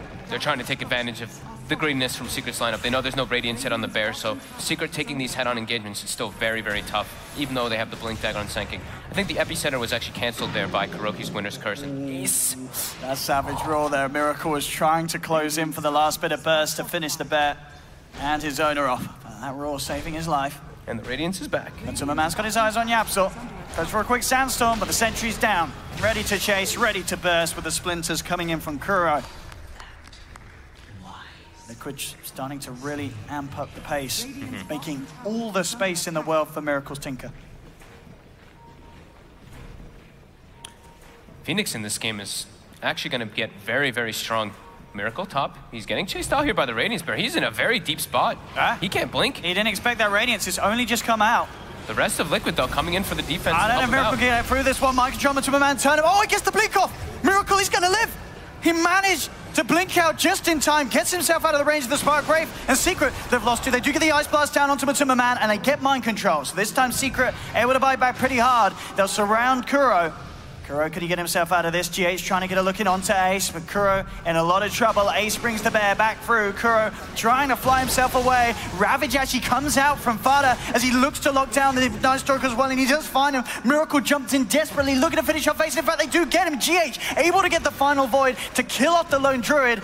He'll almost certainly pay with his life if Yapso and Puppey can find him. He's looking for the Dukes in the trees, still alive for now. But they do spot him out. He silences the Sand King, but with 3 heroes there, GH will fall as well.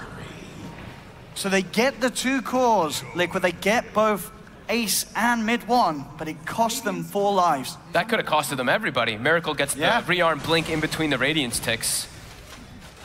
Very impressive stuff coming out from him there. But yeah, everybody else paying the price. Oh yeah, Secret, definitely the ones to be happy with that. Yeah. Shrine up. Keep themselves good to go. Fada, level 18. Tide absolutely massive, keeping on par with the farm of The Midas Radiant Slow Druid, the mid-1 Arc Warden that has 2 Midases effectively. It just goes to show how farm Fado is at this stage of the game, 23 minutes in. Yeah, that is really something. Mind Control continuing to be infested at all times, just stalking mid-1. Mid-1 has gone for 4-step instead of that Blink Dagger. And the next item will be Hex to try to deal with that Tinker in the next fight, just to catch him out.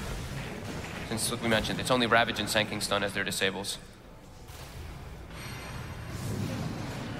And GH has queued up he has finished his 4-step, and he will be going for Aghanims next on the Night Stalker to find that Arc Warden, as well as the Bear, more than likely. And, I mean, Sanking, just always having that vision versus blinking heroes is nice for the urn.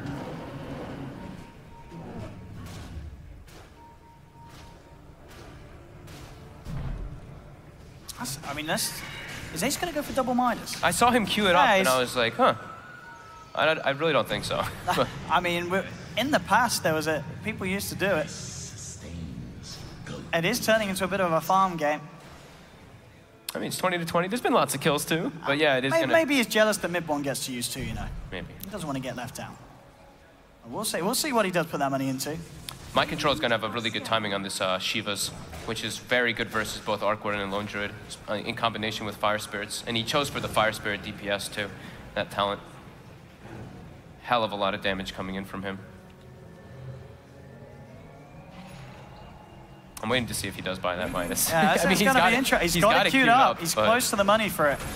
Obviously, normally we expect the Assault Crash to be bought into, but maybe they just want to play the farm game, and at the end of the day, if that's what's going to happen, 2 Midas are better than 1. I think he wants the AC, though. No, he actually buys the Midas. All right. Oh, my God. As I say, he's jealous of mid-1 having 2. 4 Midases, 2 heroes. That is some balance. They want to take this game to the super late.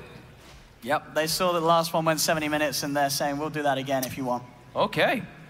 Midas into Radiance into Midas. Coming to pubs near you. Wow. The farm is going to be real. The question is if, I mean, can Liquid really step up and punish this?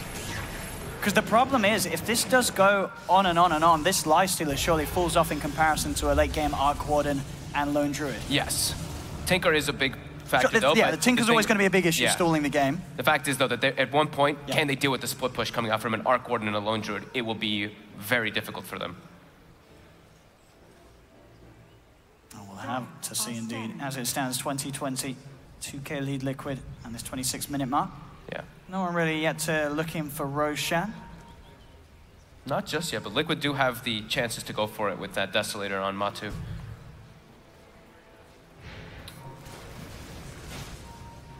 So Aghanims was the finished on Miracle, queued up the Dagon following.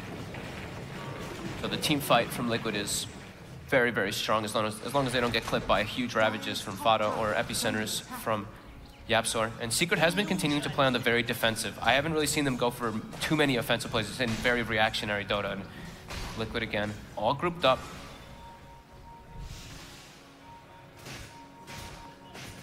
And maybe now Secret will make their move. They have a smoke, and they actually are bringing mid-1 in as well. But Liquid at the same time are smoked up. Infest is ready. Shiva's as well on Mind Control. They're claiming the high ground here. Who's going to get the jump on who? Yapzor heading over. Kuro just moving out of range. They see mid. They see Ace in the mid lane. They're going in. They are. They're trying to move in straight away onto mid-1. Supernova comes out. Secret having to split, having to back up. Mid-1 forces himself away. GH finds the rage for the void. They'll close the gap onto the Arc Warden. Ravage comes in from Fado though. He's keeping mid-1 alive. Mid-1 still trying to back off. And mid-1, can he live? No, he can't. GH will be able to chase and finish it off, but they lose Matuma Man. Liquid moving in for more though. They've got the numbers. They've taken down 3. Only Fado and Yapzor left alive on Secret. Eyes onto Yapzor, looking to juke it off with the Sandstorm and Burrow Strike. Will make it up to the high ground, but GH, Miracle, Mind Control, they're diving into the base. GH, she's got to back off. A little early to dive behind the tier 3s, and he will slide himself out of the base. Fado unable to chase him down, but Liquid getting what they wanted done there. Sure, it cost them Matuma Man's life, but finding 3 heroes and the chase as well from GH, keeping just consistently locked down on Arc Warden, making sure that no matter how many 4-stars he can do with himself with the Tempest double, mid-1 cannot escape the clutches of GH. Yeah, Liquid is extremely happy with that fight. The fact that they win a fight into Ravage and they don't allow sort of really have too much effect in the fight. He hasn't been able to get an epicenter off at all. I don't think we've seen too many, if any. Just them always starting the fight onto Secret. Matu does die though. That is the one gain, and he's actually queued up a BKB. He's getting sick and tired of getting disabled after his rage. A bit of a deviation from his usual build. Sure. I think, if anything, that just sort of symbolizes, they've seen the double minus. He just wants to get, as you say, that extra match community so they can just force the issue even more and shut down this game before it bottom turns into a big old farm fest, but they aren't going to have mind control to do so for a bit. He tries for the TP out, but 3 heroes to claim the life. DD rune on Matu. He's actually just walked into the pit. Yep. They're going to go for the Rosh, and A Blast is flying toward it, though. They have a sentry, so they do see it coming in. Tumama's a little low. And he'll be okay. We'll come inside GH for protection. He was pretty fortunate he didn't have the armor on, but they did see the blast coming in with that sentry ward that they had outside the pit since that season. Oh, Miracle. He's going for Fada here. The combo. He's doing well with the burst. Let's see if that pipe's going to be enough to save him. Fada is going to get spotted out. Miracle blink on point. He's just about got the vision, but Fada with the jukes, actually making it up to the north. And that's going to mean the Liquid, they're not going to find him. He blinks up, TP's away, nothing to hold him back. Fada will escape, and look who's moved into the pit. Secret there. As soon as Liquid, their attention's drawn away from this era by Fada's fancy footwork, the rest of Secret get in and claim the Aegis for mid one. Space created.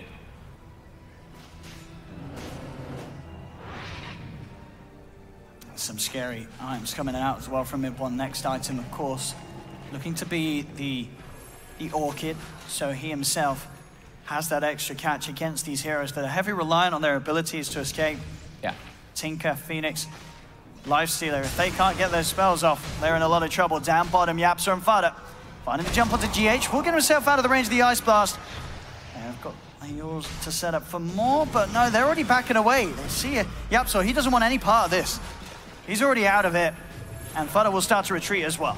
Miracle, as he gets caught though, Fada, he knows he's there because the March positioning coming through, jumps in, finds Miracle, and Miracle's down. Secret getting a big pick. They had a ward on the high ground there too. They do have the Tinker ward set up, so very nice play there from Fada, taking advantage of that. And Miracle will almost certainly know for sure that ward's there and be unlikely to make that play in that position again. I clicked on Lone Druid and I saw he has a Force Staff as well. They're really just trying to get themselves away from that Infest Bomb from the Phoenix as well as the Lifestealer. I mean, if they can distance themselves from the Egg as well in a lot of those fights, if they're unable to kill it from the Fire Spirits, then that can work quite nicely for them. Mid lane, finds the jump. And with the Orchid. There is very little promise for this Winter's Wyvern, unless with the forces they can save him. They're dragging him back with the Sunray as well. Mind control, allowing Kuro to survive. He will turn, still the right clicks with that Maelstrom from mid one, doing a lot of damage to Kuroki. He does escape. Liquid able to retreat. Get everyone out of there with the backup from Mind Control. Very nicely healing them up with that Sunray. Matu doesn't want to take fights till he has that BKB because of these disables. And with the Orchid now too, this is like the perfect itemization from Matu. And here we go, onto the tier 2. In the mid lane, onto the side. Japsa finds the jump burrow strike onto GH. Trolling him with the Yules, there's the silence, the damage from mid one and the bear, more than enough. They'll take a kill, Mind Control has man inside, they'll swoop forward, they have the Supernova, trying to go for this. Can they get the kills out of it? They'll look towards the bear being brought low, not enough to take him down. They'll pop the Aegis once on mid one forced back. He'll be able to get himself away, Fada moving in, doesn't have Ravage though. So he won't be able to pop it. Secret keeping everyone alive, they do lose that Aegis, they will be able to blink the bear out in time. And they do end up getting the tier 2 tower. Yeah, Liquid claims themselves that Aegis kill, but very hard to get any type of chase kills afterwards. Matu just gets instantly anchor smashed in every single one of these situations by Fada. And, I mean, look at Fada, level 22 in this game, highest level in the game. The next two are 21 Lone Druid, 21 Tinker. He's really keeping up the pace with them there, and AC will be the next item of choice onto the bear, and really needing that armor versus the Lifestealer. And I believe that is the BKB finished up for Matu, and then he'll go for that AC standard build, more than likely, that we do see from him. Miracle's got the Dagon 2 on the way to our Dagon 5. And Kuro has gone mech, so Kuroki's actually getting, like the two supports on the side of Liquid are farming very heavy in this game, recognizing what type of game it's going to be. Very farm intense. Bottom lane. Miracle trying for a bit of burst onto Fada. Forcing him out, shoving the lane in, keeping the pressure on these side lanes. see, 24, 23, 33 minutes, just a 1K lead for Secret. 0 obs wards on the map from either team. And look what's finished on mind control. The Aghanims being able to grab his teammates and save them. That could come into big play here. Especially what? Because you can infest someone and then you can grab both of them, right? Mm-hmm. We'll see if some close stuff comes out. Can backfire. It can we have seen it before. But with, I mean, this is an old classic combo as well. The Winter's Wyvern plus Phoenix. If you get a Phoenix egg off and he curses, that egg is going to go off every single time if they do it properly.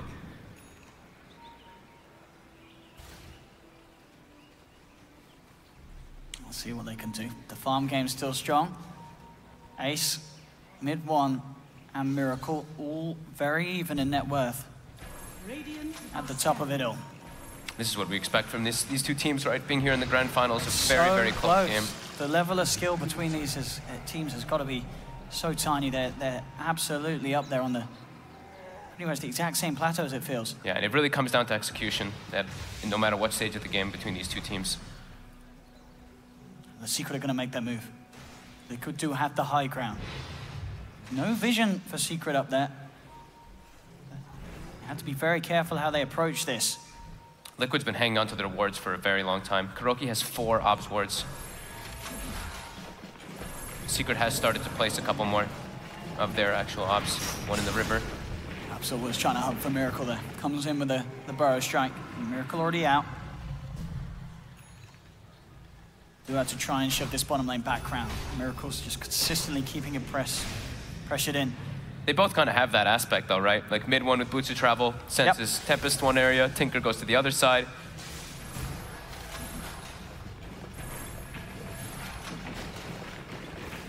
Both trying to kind of avoid fights in the meantime, just waiting for item timings. Matu really wants that AC, still a bit away, but now they do have Aghanims on the Night Stalker, so that seems like it's go time, and it is. Infest comes out, they're looking to take fights. All the Secret though, in a very defensive stance. See what they can find. Liquid, how deep do they want to go? It's still very scary for them. Real lack of vision from each team on the opponent's side of the map. It's also just kicked into daytime, and they don't have darkness for 30, so I don't know if they really want to try to take those fights when they have Aghanims on Night Stalker, because that's going to be a lot of the damage coming in from the Tinker. With that vision from Night Stalker, they can just throw constant rockets and lasers. Miracle trying to clean up that Tempest Stumble bottom, but it does time out, and Bloodthorn finished up on mid one. So it has slowed down quite a lot. It was 20 to 20 quite a long time ago. Both teams heavily prioritizing the farm game. Yeah, and we're starting to see a little bit of the problem that could just grow out of proportion for Liquid. The fact that this farm time is always going to be hard for Matuma to keep up on the Lifestealer. Yes. It's just with the fact that you're against 2 cores with double Midases, it's very hard to do, and especially because he's spending a lot of time inside mind control. Yep. They need to find the action, Liquid. Fada's on the high ground here. GH with that Aghanims, he does see all of Secret here. Oh, here we go, ready to jump. They come through immediately, but the Ravage from Fada comes out in response. They get the silence as well onto the Phoenix. Ice Blast is coming in. They'll force the Phoenix out of the sidelines. Mind control, Tiggaluri gets the chance to pop the Supernova. Wow. Secret have to back away. Miracle trying to go for the chase onto the Tide. Fada was ever so low, but he does manage to get himself out to safety. But they get Ace. Ace is not going to be as fortunate indeed. Miracle jumps in with the final laser. The last bit of mana left in his tank, enough to claim the lone Druid. That might cue my control to going for a Lotus Orb next. That was extremely scary from that Bloodthorn usage onto him. He almost does not get the egg off. But with that vision advantage from the Night Stalker Aghanim, seeing everybody on the high ground there, that was Ravage committed and Secret got nobody. All about the vision game in these kind of team fights. Fada. Now they will be able to claim themselves this tier 2 mid. Straight down bottom, they bring the Tempest double in. They're looking to claim a tier 2. Mind control's there with the defense. Will force them back. That's actually an Ice Blast inbound onto mind control. Won't be quite enough to kill him. Will force him to back off to base. Matuma hunting down Yapzor. Yapzor backs up into the safety of Fada's arms.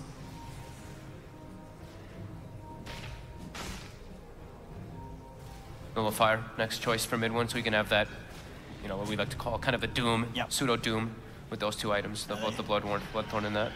And now some biggest nightmare for a Tinker player, those 2 items. So Night Stalker's going to go for the Lotus Orb for his teammates, and my control's going to go for an Aghanims instead. Wanted to get a bigger item for refresher. Refresher, sorry, yeah. Sorry, man. Matu, almost AC finished. Very, very close to that one. Fada actually jumping in onto Miracle. Yapso's there with the Burrow Strike, and that's going to be Miracle bursted. Just gets deleted as he sits outside the base, allowing Secret to get the quick jump on him.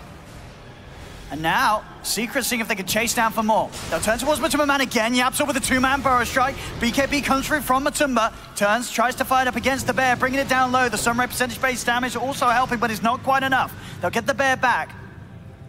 Matumba Man and the rest trying to retreat, but again, Yapso, second Burrow Strike. Oh, there's the save! They'll pick up Matumba Man, protecting him. Winter's Curse also holds back the rest of Secret. And now they'll dive in. Mind Control sweeps back through across Secret. Nice little play there, picking up Matumba Man. Yapso, he's still looking for more. Jumps in with the strike onto this Winter's Wife, and they'll force him back. Again, the Savage Roar from Ace, shoving this Phoenix out of the fight. Cold Embrace is there for Kuroki, but Mind Control surrounded. The Cold Embrace will not be enough to save the Firebird. They'll lose a second. It does cost them Yapso's life, but those plays that Yapso gave, getting them 2 cores. GH looking for Puppy there, but he's got to get out. He might actually be chased down here. They get the Spark Wraith on him.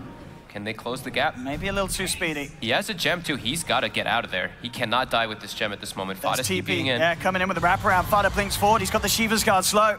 GH, continue with the retreat. Looks like he's just a little bit too elusive, and he does manage to escape. But, I mean, that whole series of events really just going down to the positioning of Miracle a little bit off there, very close to the base, while Secret are all ready to jump from the high ground. I think Liquid has to be pretty thankful that they didn't lose more in that situation there, because they could have gotten chased out very heavily and lost a ton there, but only actually losing 1 more hero after Miracle dies. And it really is crazy how close these 3 cores at the top are. It's literally like 200 gold in between Miracle, Mid One, and Ace. Pretty much identical in GPM as well, those 3 cores. Yep. That's quite some maths. What a close game indeed. Once again, I think people after game 1 were sort of wondering, are we really going to get more of it? And so far in game 2, we certainly are. A skill level. Miracle's got a very scary rune in his bottle right now, on top of that Kaya. He has that Arcane. Oh, that's the dream. This is really the dream. He's getting very close to that level 25 as well. See what they can do. Fighter on the front. Does have Ravage available again. They've got the darkness. GH going in with the silence. Mind Control sweeps forward. They find Puppy. Puppy's down. No AA for this fight. They're trying to move in for more Liquid. Mid One's there with the response. They've got the control. The Bloodthorn as well. Down onto GH is enough damage with the Spark Wraith. GH is down. Matumba Man moving in with the BKB, going straight for the Arc Warden. Cuts through Mid One. He's looking for the Tempest double as well, and he'll get it. Both of Arc Wardens down. And they're not even done. They're finding Ace as well. Buyback comes out from Mid One, but Matumba Man's already got the triple kill. Mid One has got to be seriously careful about how he reinitiates on this, and indeed he won't. He'll hold back. Even with that buyback, he just can't get in there. Miracle's got regen on top of Arcane. He's just going to take over. He's going to push out every single side lane with ease, and now that's the Roche that Liquid is looking for here. Ace is not back up. He does have buyback available, but does not want to have to expend it. They've got to be very careful. And Mid One had to use his there. They can't let Mid One drop up top. Yapso, Fada, they find the catch onto Miracle. Can they bring him down with the Ravage? They certainly can. Miracle gone. He's out for 100. They can't finish the Roche now. They can't. They've got to back away without their Tinker to protect the area. Perfect trap coming out from Secret. Even though they don't have the Lone Druid, and it would be the dream for Secret if they can get that Aegis onto Mid One after he buys back. Yeah. The team fight's still very scary from Liquid. And look at Mind Control. Yep. They may be ready to go for some sort of sneaky play. Secret know this though. They're smoking up. They're trying to move in from the sidelines. Mind Control will reveal himself with the Sunray. Move down to the low ground. They'll find Kuro first. Moving in straight away to the Wyvern. Ice Blast comes in. Mind Control and Matumba jump through. And instantly they take down the AA. Matumba Man and GH surrounding Yapso. Yapso gets the blink off in time off the back of the Yules. He's getting out of there. Miracle looking to chase. The mini stun of the Rocket slowing him down a little bit. Jump forward again with Miracle. But the Sandstorm from Yapso jukes out the Rocket. He continues to go down with a Burrow Strike. Miracle finds the burst. He gets the range. Takes him out. They'll find the Tempest double as well for sure. They needed that buyback from Miracle. They don't want to give up that Roche by any means, and now they can try to make their way back into the pit. Yapso dead for 70, and Secret doesn't want to contest this when Mid One does not have buyback available if he dies again. They see Fada farming as well with their ward on the high ground. So this one should be a bit more free. Does cost a buyback, but absolutely worth it. Miracle next. queuing up the BKB. This itemization, I really like it from Liquid, from both Miracle and Matuma Man. Just getting these BKBs, they want to keep this game at the pace it is. They know that at the moment they still have relatively good control of it. Secret have gone for the greed play with this late game prioritization with the Lone Druid and Arc Warden. And if they keep this pace up, they may just be able to punish it, but it is so hard with how close this game is. Refresher Orb now picked up for Fada. The double Ravage will be there for the next defense. Ace has Aghanims now, too. And we've seen what he can do with Aghanims Lone Druid. He can push out the side lanes a lot harder, take out the towers while Liquid is pushing in the side lanes. And he's already going to start pushing in that bottom lane. Getting ready outside the base, Liquid. Still that big issue for Secret is keeping mid one alive. How long are we seeing still until he has that buyback back? It's still 5 minutes, but the same to be said over on Liquid. Still 6 minutes till the buyback will be there once again for Miracle. Both mid laners having to be very, very, very, very cautious. Yep. Miracle does have Aegis though. Sure. It can be a little bit more risky. So the only gem in the game is still on GH, because they did recover it when they killed the Absol in that top lane. Gonna try for the bear here, at least GH leading in. The rest of the team coming through. Mid one will TP onto the bear here. He's gonna try and send in his Tempest double to do some damage, bring them down low. With Yapso jumping in with a Burrow Strike, Ice Blast passed over, GH will pop. Secret get one, and they're looking for more. Fada jumps forward, he has the Ravage to catch out Miracle. As you say, he's got the Aegis. The question is if they can bring him down twice. Supernova coming through. They're trying to put a stop to Secret, but Secret, they'll be down on the sun. Can they take it out in time? They can't. They'll put the Refresher, but the Supernova Stone catches them all. Ravage comes in from Fada. They've caught Miracle again. Miracle in a lot of trouble. Winter's Curse for Kuroki. He's trying to buy space for Miracle to get out. It's enough. Miracle's able to blink himself away. Midborn gets in. He finds the Bloodthorn. Jump forward. Yapzor gets the two-man Burrow Strike. Miracle's down. Kuro silenced up as well by the Bloodthorn. The BKB out. As Matuma Man is trying his best to redeem this fight, but Liquid, they've lost 3, and Matuma Man surrounded as well. Yapzor again, another Burrow Strike holding down the Lifestealer. They'll beat into him, and Matuma Man slowly but surely should fall. He's getting the cheese back into his inventory. He does have the cheese. He's trying to turn towards Yapzor, but Yapzor slides himself away. Mind control comes back in. Matuma Man is actually going to survive it all. The cheese is enough along with the heart. Wow. To keep that man alive, but still Liquid, they lose 3. They lost the Aegis on Miracle, they lose him again. But with Matuma Man surviving, they should be okay. I'm pretty astonished he could just stand in the middle of all of them like that with his heart. Look at the damage coming out from mid one there. I think Mind Control, I don't know if he tried to get the Icarus dive and the grab onto the I wondered if he's trying to grab there, the Tinker. Right? And it looked like it just missed it. Yeah, I think it was just out of range. I think he was like 1 hit from dying too inside of that egg, but it doesn't come up. We're gonna see it again here. Because it did look like he tried to do it here. So we're gonna see the long Icarus dive come out here. He does look like he didn't get it. There were pings on that egg. Yeah. Well, I guess that was from Secret. Get rid of this egg. And indeed, that Refresher from Fada doing everything to get Miracle a second time. Great attempts by the save from Kuro. And Miracle, it nearly looks okay, but Midborn being able to force in, close the gap, get that silence, and Yapzor, the finishing Burrow Strikes in this fight were absolutely phenomenal. Midborn ends up surviving with, what, 60 HP there? Matuma Man just not dying here. That's pretty ridiculous how beefy that man is. In mid lane, coming in to put a stop to this. Oh, they get the silence, they get the Burrow Strike onto the Phoenix. Oh, the Ravage as well! Phoenix is down, he has to buy back straight away. Fada moving into the base. Matuma Man turns his attention towards him. Winter's Curse holds back. Mid-1, he's getting beat into by his own teammates. Will he go down the Splinter's Blast? Is it enough? He forces away the pipe. It will save him. Mid-1 will live. Matuma Man with the BKB moving forward, trying to chase down this Tide. But Tide, Fada gets the blink off in time. The Bear's going to be the new target to focus on the backlines of it all. Yapzor gets the ultimate. It's enough to bring down the Tinker. Tinker down for 100. But they're still backing off. Secret have to be careful. The Bear will go down. Matuma Man gets the kill. Miracle with back-to-back deaths there. Yapzor with the epicenter on top of him. Yapzor coming in so clutch here in these last few engagements. And again, that hold, Mind Control did need to buy back. Yep. And it is 80 seconds without Tinker. But I mean, Matuma Man, the Assault Cuirass and the Heart just doing so much for him. As they are just really struggling to actually beat this man down. You know, I kind of was worried about how well the Lifestealer would pair up at the end of it all, but he is doing a lot. He has kind of hit his critical mass though. He can replace the armlet as the next item and get like the moon shard and stuff, but he's getting to that point where he is maxed out. Hits level 25, that range duration is going to be very useful in these fights. Top lane GH. Gets himself outside of the range of the Ice Blast. Fada's got the Refresher Shard. Tummerman's looking towards Fada. Fada will be able to walk it off. Secret now fully outside the base of Liquid. There's 35 seconds, no Miracle. One shoves in with the Tempest double. Tummerman rages, looks to take down that double. Another 4-staff, keeping it alive for a little longer. Towards mid as well, they're cleaning out the wave. As a bit of split push was coming through from the Bear.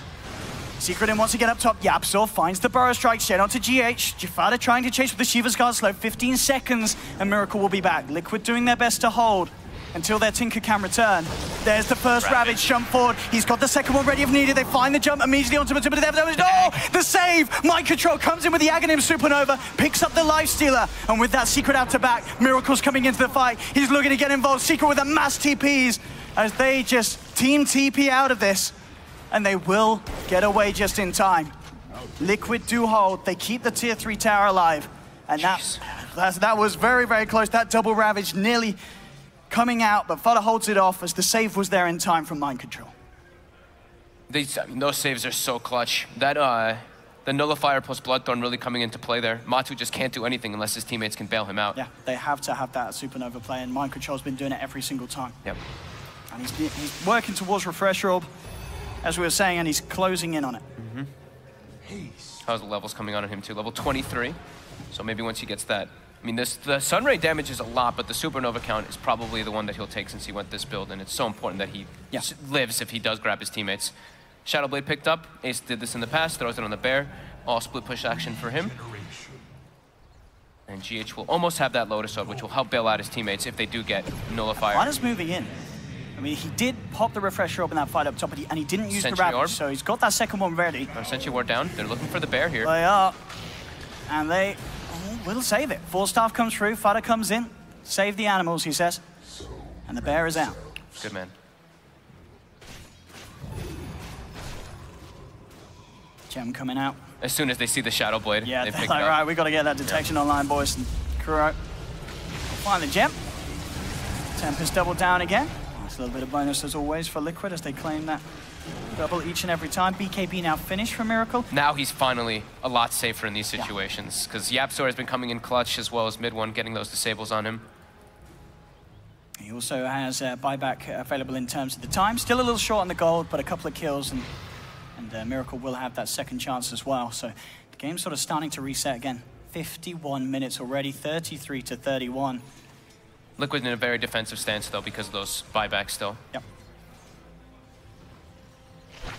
They might go for a smoke up here though with this Refresher on Mind Control. It is still time for another minute. They might wait for that Knight to kick in. We do have Darkness available in 8 seconds though. And the lanes are constantly being shoved in here by both the Lone Druid as well as the Arc Warden. So Liquid has a lot on their hands to deal with, pushing out these side lanes and almost brings down the Bear. And he gets it. The Sentry Ward's placed in a very convenient position there by Liquid. Yeah, that Shadow Blade being dealt with very well by Liquid. There's no, he just resummoned the Bear, so. Fada, quick TP's out, as GH had already committed the Void.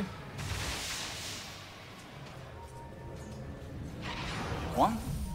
As you say, this is the issue for Liquid, both this Lone Druid and Arc Warden doing very effective split pushing at very minimal cost for themselves. Third Roche is up.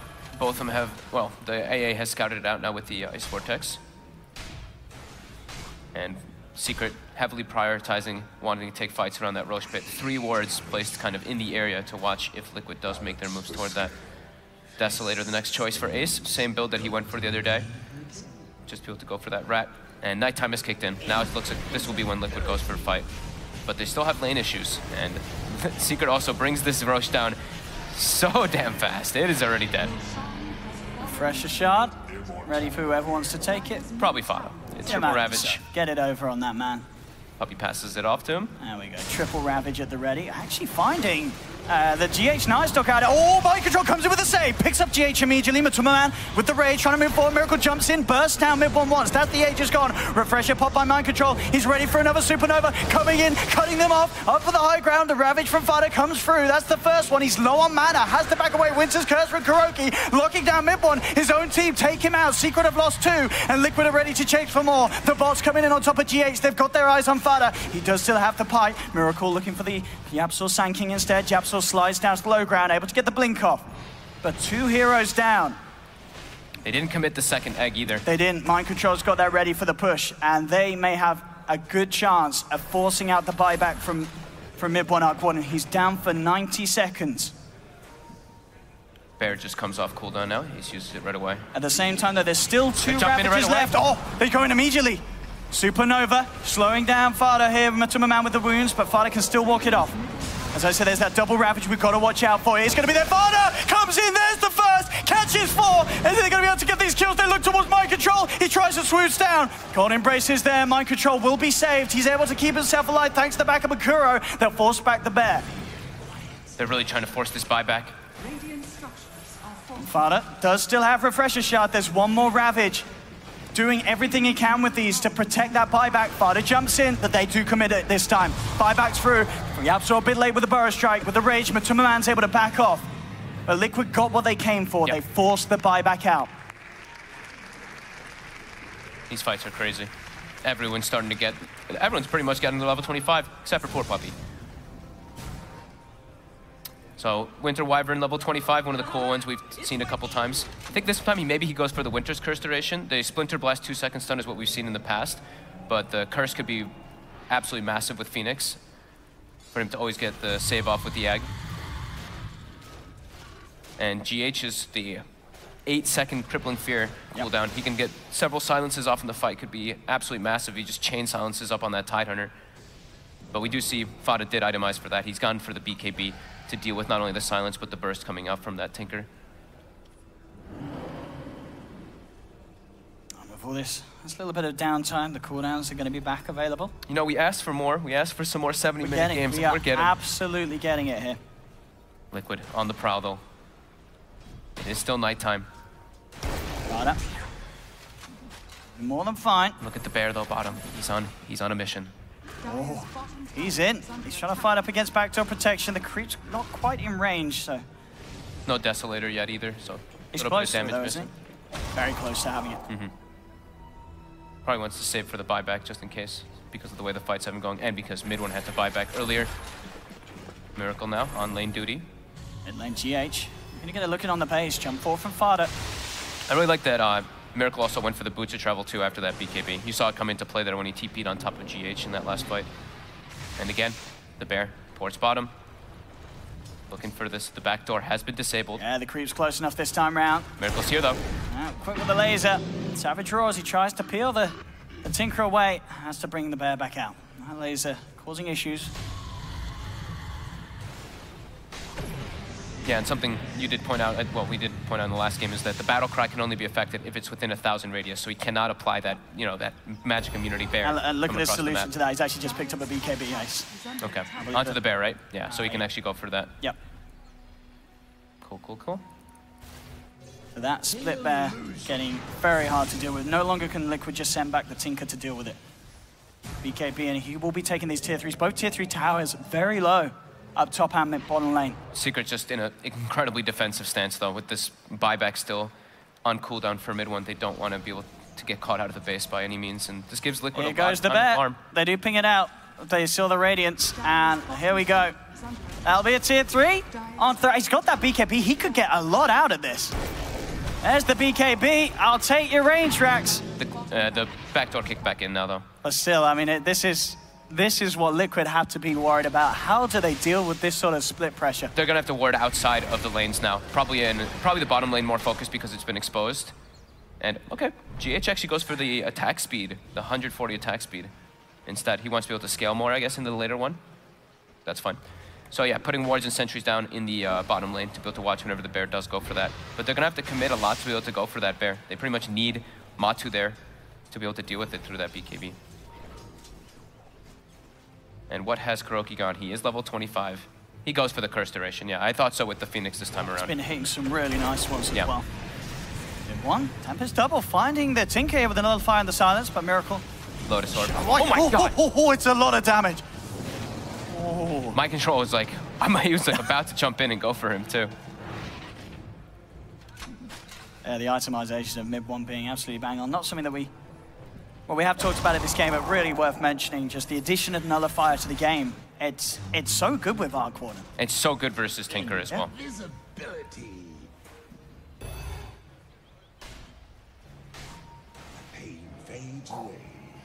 Refresher Shard is still available. Oh, Bear's ready up top. And yep, they send it in top. And in we go. They do have backdoor. It's not enough to save this tower, though. The Bear just claims it. Now the backdoor protection's off. And the Bear, it's again going to potentially get the range track. Fortification does come in. That's a glyph force, though. Oh, it is. Lone Druid causing so many problems for Team Liquid. As they really can just rinse and repeat this secret. Yeah, this has to be frustrating, having that happen. When you have map control on the side of Liquid. I mean, what do? They can't deal with the split, as it seems. They need like Abyssal or something on Matu. Yeah, and it's very hard for them to just push down and try and end the game because still there's this incredibly tanked Tidehunter walking about. Yeah. With a Refresher Shard, Refresher Orb, triple Ravage is there. Good luck pushing into that if you're Liquid. He still lacks a bit of the mana, though. That's why you see him, he's itemized for a Hex next on Tafada because he doesn't have mana actually for the 3. He barely has mana for the 2. Unless it's with the Refresher Shard, of course, because it's not mana required. Again, look at Ace. Sending the Bear in, Shadow Bladed, looking for bottom. The Ward and Sentry do see it, though. They do have the wards out now. Yeah. They're going to need some, like, either Hex or something on the Tinker and the Phoenix in order to just grab it and Hex it before it does get the BKB off, or Matu going for the Abyssal Blade to try to lock it down during those situations. Miracle very close to having a Hex. Yep. Really going to need it.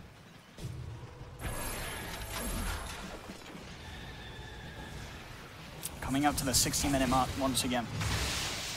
2 incredible games to start off this Grand Finals. Yapsor working towards another Hex. As we saw just now, Arc Warden mid-1 picks up a BKB, so now both split pushers have the threat of this BKB committal they can use each and every time. He has a lot more ways to actually save himself now, too, because in the past he just 4-stabs himself, and that's, unless his teammates are there to bail him out, he can get caught out quite heavily, and that's a full refresher on Kuroki as well. I haven't seen Kuro this farmed in ages. Double Winter's Curse with that additional duration. Yep. I mean, doubles Winter's Curse and also the Arctic Burn as well. It does a lot of damage late game. The dive comes out. Fada's been jumped on. He pops the BKB. Backing off. Has the Shiva's Guard. But Superman looking to chase. But Tide just a little too slippery. Will be able to get out of range bottom lane. The Rat is on again. They're looking to get that Bear in. They do want to try and wait until the backdoor protection's taken off. They saw it really quickly, though, with the wards. And you see, look, they keep having to put sentries and Absol outside their base to watch that. And he does go for the Supernova hit count. He'll get the range at least. Yeah.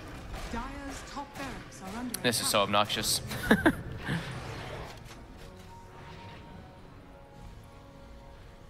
How do they deal with this? Now look at mid one, even comes in too. They've got to just burst that down, chain hex it up. It's a bit low on mana, gets nullified. But actually the Tempest double times out, so it doesn't even get the gold. Outside the base, Liquid will find a pick. That GH attack speed, that talent coming into play right there. The AA down. Oh, the Bear gets the Bear. bottom. Oh, I don't think I've seen ratting this painful in a long time. This is not since TI3. This is some next level. Just impossible to deal with as it seems for Liquid. Yeah, Matu's itemized for a Boots of Travel now, so he can always TP back to go for that. But yeah, he really needs something to be able to deal with that one, to deal with that Bear. And grab it down. I think Abyssal will be nice because he can deal with the other BKBs on the other heroes as well. They found him outside the base. Miracle jumps, he gets the Hex off. They should have the perfect control. No, force some BKBs and time. Fada's saved. Fada will get himself away. Yapsor there with that force play, making sure that he could get out of range before the second Hex came through with a rearm from Miracle. The Bear instantly runs toward the mid lane, starts pushing that one in, going toward top to go for that exposed The TPs are coming back. Everybody on the side of Liquid. They've got to be here for the Bear. This is insane. What a game this has turned into. All about the Bear. In it goes. And here we have it. In, onto the racks. He's gonna get it. It's, oh, Liquid, what do they do about this? I mean, they should be able to make the Bear pay at least, but the racks are already gone on 2 lanes. And mid lane the tower is sitting at 100 HP. You see Miracle's pinging, he's like, well, I mean, we have to defend this somehow, but they've got how can they? is the question. GH actually cancels Fada's TP. BKB comes out immediately from Fada. It's going to be a fairly low duration one. Don't know if they can chase this though. Shiva's guard from Fada. He's able to run out, get the blink off. He'll be fine. The bear bottom again. Matu draws a line bottom. He's like, we have to deal with our lanes being pushed in so the backdoor can't be affected. If backdoor comes off, they're going to lose their base. They're going to lose the last few racks that they do have. Flip is going to be available again in 5 seconds, but...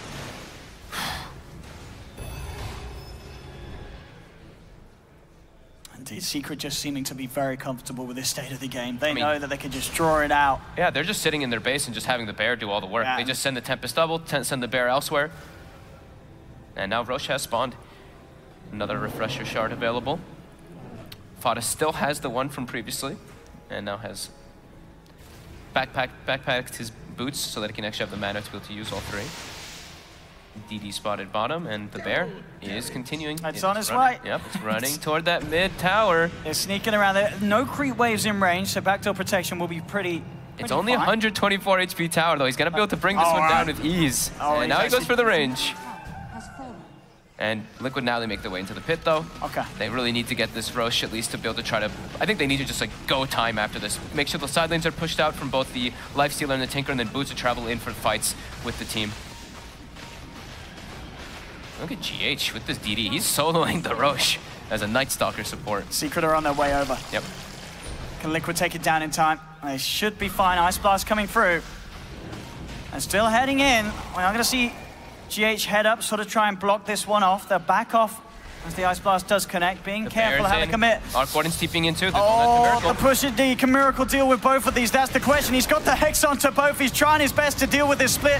They may find the bear. BKB's popped. The bear's still alive. He's going back up the racks, but he will get taken down. Oh, that's Supernova just in time as Mind Control nearly falls to the control of the Tempest double. Back in towards to the pit. Fada's got his eyes on GH. Kuroki and Matuma Man still outside the side of it. Fada moves in with the Hex, drops it down onto GH. Secret going into the pit. Matuma Man pops the Rage, moving on to Fada. Fada pops the BKB. GH and Matuma trying to take down Fada. Do they have the damage? Liquid, they need backup and they need it now, but look at the base. They've got the split push again. The bear has been TP'd in. Liquid, they're having to deal with this Roche fight and the base. Oh my goodness. The base looking to be in a lot of trouble as well. They do manage to force it back out, back towards the pit. GH has been caught out, blown up by the Ice Blast. No Night Stalker for 100 seconds. Secret, they'll claim Roshan. Liquid just getting pulled apart as there is so much for them to deal with. And now the Wyvern's in trouble. Mind Control comes in with a Supernova save, dodging the Ravage for both of them. Instant refresher shard used by the Lone Druid so he can actually have a bear, since that second one did die in the mid lane. They're trying to retreat. Secret looking to chase. They've found Kuro. They should be able to find him. Hex, Nullifier, the silence from the Bloodthorn as well. They've taken down two. Liquid, no buyback on GH or Kuroki. Oh my god. And as you say, still with those extra Ravages, Fada pops. He popped one refresher shard. He has another one. Can Liquid really hold 3 against 5? Wait, no, sorry. He popped his refresher orb. Apologies. Ice Blast comes in. He's going to pass over Matuma Man. Rage is popped. They look towards Yapso. Fada pops the Ravage, but Matuma Man still with the Rage, trying to fight. He's looking towards the Tempest double, but Miracle's been jumped on. He's down for 100. Buyback from him. Buyback from Mind Control. They're trying their best to hold. Matuma Man pops the BKB, but the racks are already down. Secret got what they came for.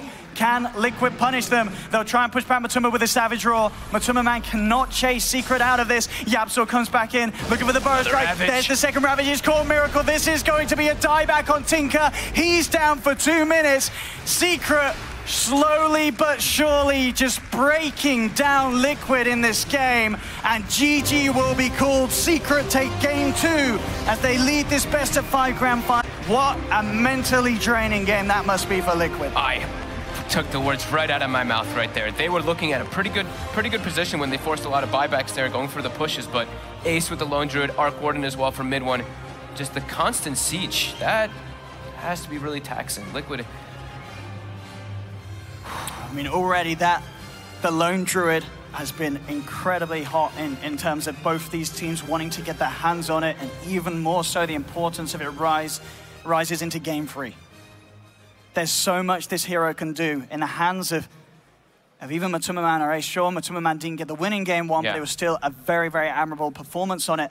And then this game 2, That was crazy the way that game actually ended up happening. It literally was just a bear taking down buildings while the rest of the team's trying to push out lanes desperately, but they just can't versus these Tempest double as well as that. Miracle is at too much risk. If he goes out there, he's too risk to die at all these situations. And both teams, though, playing with some immaculate team fights. Absolutely. I mean, we always knew it was going to be an issue, having this life stealer, getting to 67 minutes once again. Yeah. The double minus on the bear and his owner was always going to propel Ace to this position. Absurd. 2-0, 2 games down so far, both being over 60-minute epics. We'll see what happens in Game 3. Will there be more Lone Druid? We'll find out. So will you. We'll see you right after this ad break.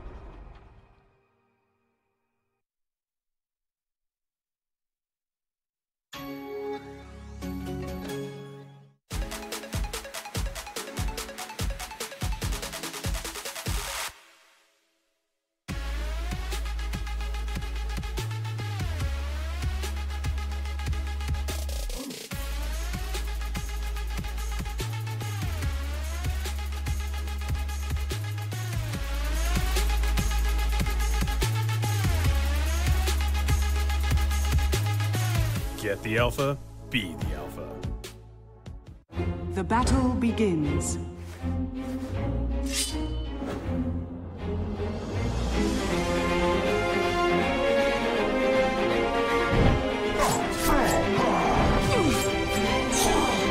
Rampage. Dire victory. With the Strafe Esports app, follow your favorite teams and players, and you'll never miss a match again. Strafe, everything esports. Download now on iOS and Android.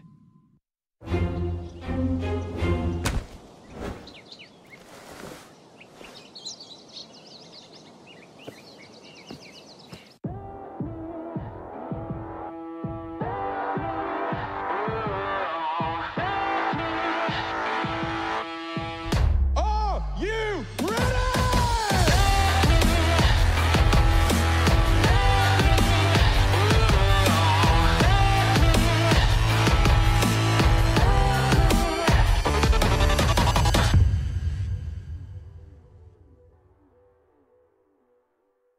One of the best Naga performances I've seen in a long time. I cannot get enough of that. You could really tell her 3.2 agility gain. How do you know that? I know all the heroes. What about Centaur's agility gain? 1. What about Sniper's strength gain? 1.7. What about Storm's agi? 1.5. Terrorblade's in. 1.6. Wait a minute. What are you looking at on your phone? Nothing. Just playing a game. The new OnePlus 5T has an octa-core Qualcomm processor and up to 8 GB of RAM, so you can have multiple apps open and play games at the same time.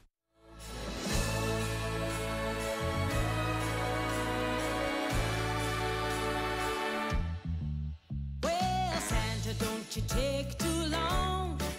Sleigh bells playing that familiar song.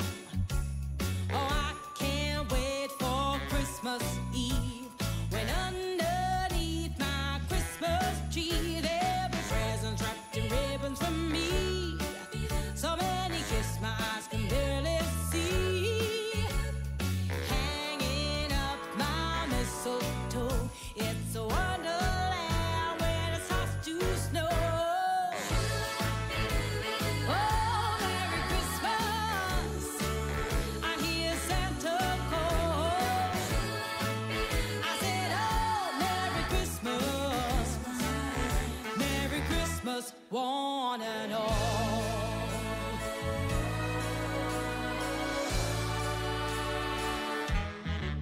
Children playing with their brand new toys, all the happy little girls and boys.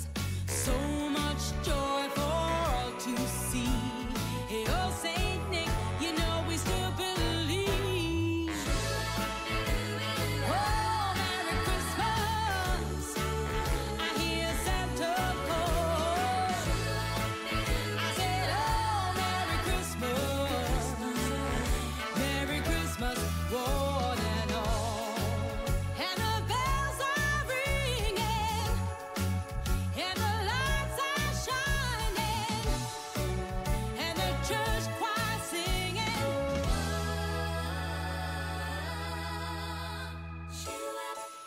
I said, oh, Merry Christmas, I hear Santa call. I said, oh, Merry Christmas, Merry Christmas, one and all. Merry Christmas, I hear Santa call. I said, oh, Merry Christmas, Merry Christmas, one and all.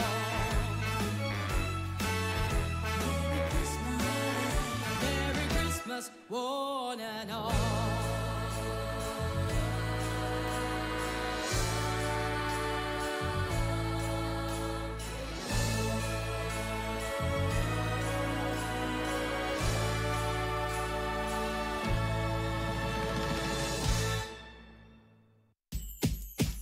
So many beautiful people looking for a miracle. Yeah. Woo. So many beautiful people. Woo. Beautiful people looking for a miracle. I'm looking for a miracle. A miracle. Yeah. After time and time again, I always thought it would change. Searching for my sunshine, but got caught in the rain. I can't figure out who I should blame. Is it me? Is it you? Or the rules of the game? Cause when I give it my all, that isn't even enough. Plus I heard the sweeter the berry, the deeper the cut. I try to take it slow, they always leave in a rush. It must be bare knuckle love, it's always beating me up. I need a miracle. So many beautiful people all over the world looking for a miracle. Looking for a miracle. So many beautiful people all over the world looking for a miracle. Looking for a miracle. Yeah. I'm used to being cut short, this isn't new to me. You're just another mark, a tally on my losing streak. I almost lock it down and I seem to lose the key. My toxic ways always ruin you and me. I usually tend to fan the flame until it burns out. Never satisfied with how it all turns out. After all this time, you think that I learned how. Did it to so many of them. It's your turn now. It's your turn now.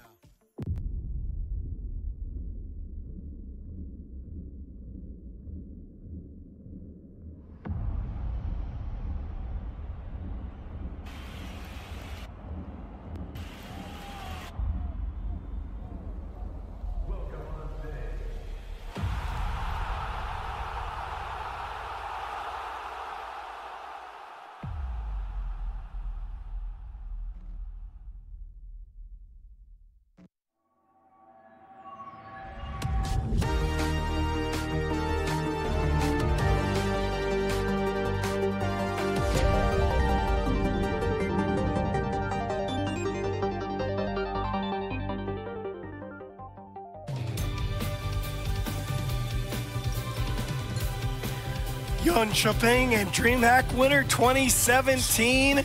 We may only have one game left here at the ROG Dream League Season 8 Finals as Team Secret are in control, up 2-0 against Liquid in this best-of-5 finals. Bringing my panel once again. Gentlemen, Secret just look like they're going to blow Liquid off the stage. The games have been close, they've been long, but my goodness, these drafts by Puppy.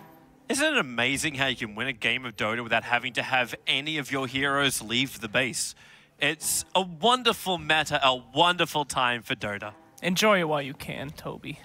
Ice Frog will not stand for this. See, the only thing we're missing right now is the Aghanim Scepter on the Omni Knight, so then you can have the big global, He already had. What are you talking about? He's saying that to expand this meta, you get Ags on Omni, and then when you drat, you just Omni Ags, pop it, and then nobody thinks That's actually the most evil thing I've heard. Shut up, everyone. Everybody shut up. And then Techies comes back into the meta because obviously Lone Druid deserves to be in Captain's mode and not Techies. And Techies could just send his mines on a bit of a run around the map while you delay for 20 minutes. Can you fill in for a second while I go vomit? Yeah, absolutely, buddy. That's disgusting, Toby. Well, won back-to-back games, Core, Kunkka, and Arc Warden. Who would have called that before today? Ace's Lone Druid for the second time in the tournament.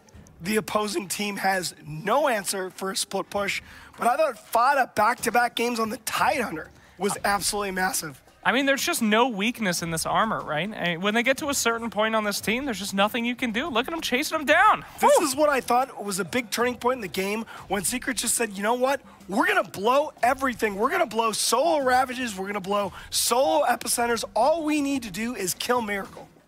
And they did it over and over and over again. Really, that was the big weakness from Team Liquid. If they could just get Miracle down, they can tear him apart, and that was their only goal. So many solo Ravages on that arrow. And look at that. All game, YapzOr just clutch, clutch, clutch. They had two Ravages, right? They had the SK Ravage and they had the Tidehunter Ravage. And then you got more of them with Refresher Shards and Refresher Orbs. This part was pretty amazing with Matuma Man being unable to die here, but it doesn't make much of a difference. When Lifestealer gets too big, he can't do anything else. He was already slotted, but just didn't have enough damage to really push it all on him. I think for me, it's pretty rare that I'll ever say this, because I think he makes an argument for being the best player in the world, but I thought Miracle in this game was very underwhelming. I felt like Matama Man did his job, tried his best, and he needed that second core to kind of follow through, and it felt like this Tinker just was, for the most part, a non-factor. Like, they did focus on trying to kill him, yes, but at the same time, like, I'm not used to watching Miracle die this often. I'm not used to watching Miracle get out of position. Like, this guy's strength as a mid laner especially is his positional advantages. He makes it as hard as possible for himself to die. That's why he's so good on the Invoker. That's what I expected from his Tinker. And I think that if he played maybe like 20% better, maybe Liquid wins that game. But as a result, he didn't hit his timings, and it felt like Secret. They just got a little bit too much out of the map. Well, I'm not necessarily disagreeing with you. Is there anything specific that you could point to in terms of where you wanted Miracle to be on the map, how he was approaching those fights that you thought could have been different? I think the main thing is I think he was just too close in all the engagements. I felt like he was getting hit by the Ravages way too frequently, and his team, like, he has a lineup that can create space and be front-facing for him.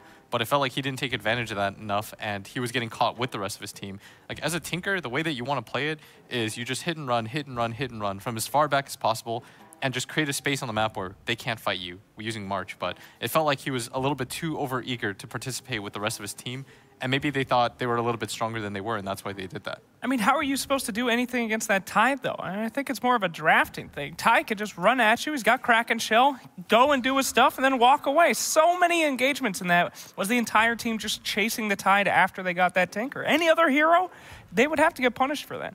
I mean, sure. I think Tide and Omni are clear-cut the two best. I mean, Omni wasn't even in that game, but Tide Hunter was absolutely OP.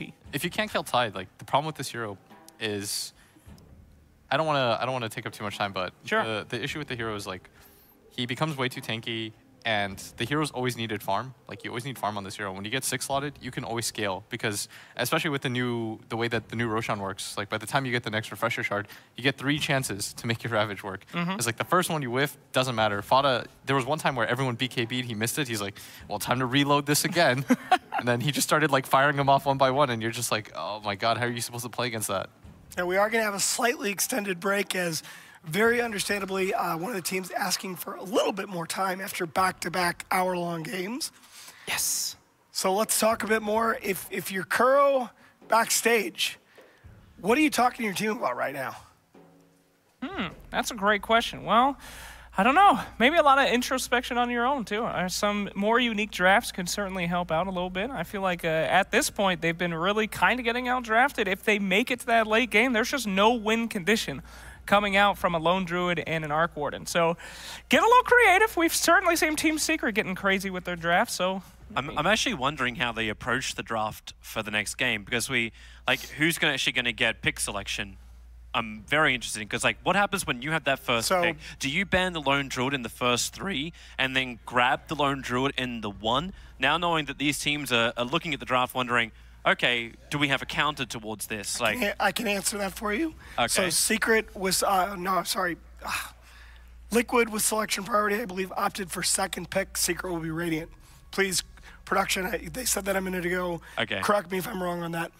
If that's the case, and I'm wondering if it's the trap, right? It's like, okay, like you said, Secret has first pick then? Yes. Okay, so if Secret has first pick, do they take the Druid and then allow Liquid to get the 1-2 answer combination? Like, is that the way it works? Do we now change up the starting draft, or is it just going to be support, and then that second, the last pick in the first phase becomes the Druid? Or you just ban him out and just don't deal with it? I don't know. I mean, I feel like... Both teams love it. Yeah. Yeah, I feel like you got to ban it out at this point. You sort of tried some of the classic Lone Druid counters in the first couple of games. Just, I don't know. Even in the loss in game 1, it felt like the Lone Druid was hugely influential. Yeah. I don't know that I want to deal with that hero right now. I mean, but if you keep thinking about who do we ban out against both these teams, you're just going to get stuck. I mean, you waste a ban on a Lone Druid, then YapzOr is going to get his, Elder Titan, and he's just going to stomp all over the place. So play to your own strengths. Don't get trapped in this thing. I mean, I actually completely agree with you here, because I think that the team, we have this feeling in Dota where if a team, going all the way back to TI3, where you play against Alliance, and if you're the team saying oh, we have to ban this, and this, and you get sucked out of your own game, you pretty much lost. And when you have that kind of feeling about a team, you know they're legit. And we had that feeling about Liquid at TI, right? When you see a team like Liquid, you're like, we have to ban out GH's heroes. But wait, there's Mind Control's Nature's Prophet, so what do we give them? And conversely right now, I think Secret, the reason why I picked them to win this series, I thought they would win this tournament even before Liquid and EG played, when I was asked on the desk. And the reason for that is because you get the same feeling about Secret now. It's like, if you ban this, well, they still have this. And if you ban a Lone Druid, well, they've shown that they can play like Kunkka. I don't even know where these heroes come from at this point. It feels like they're maybe a little bit too varied.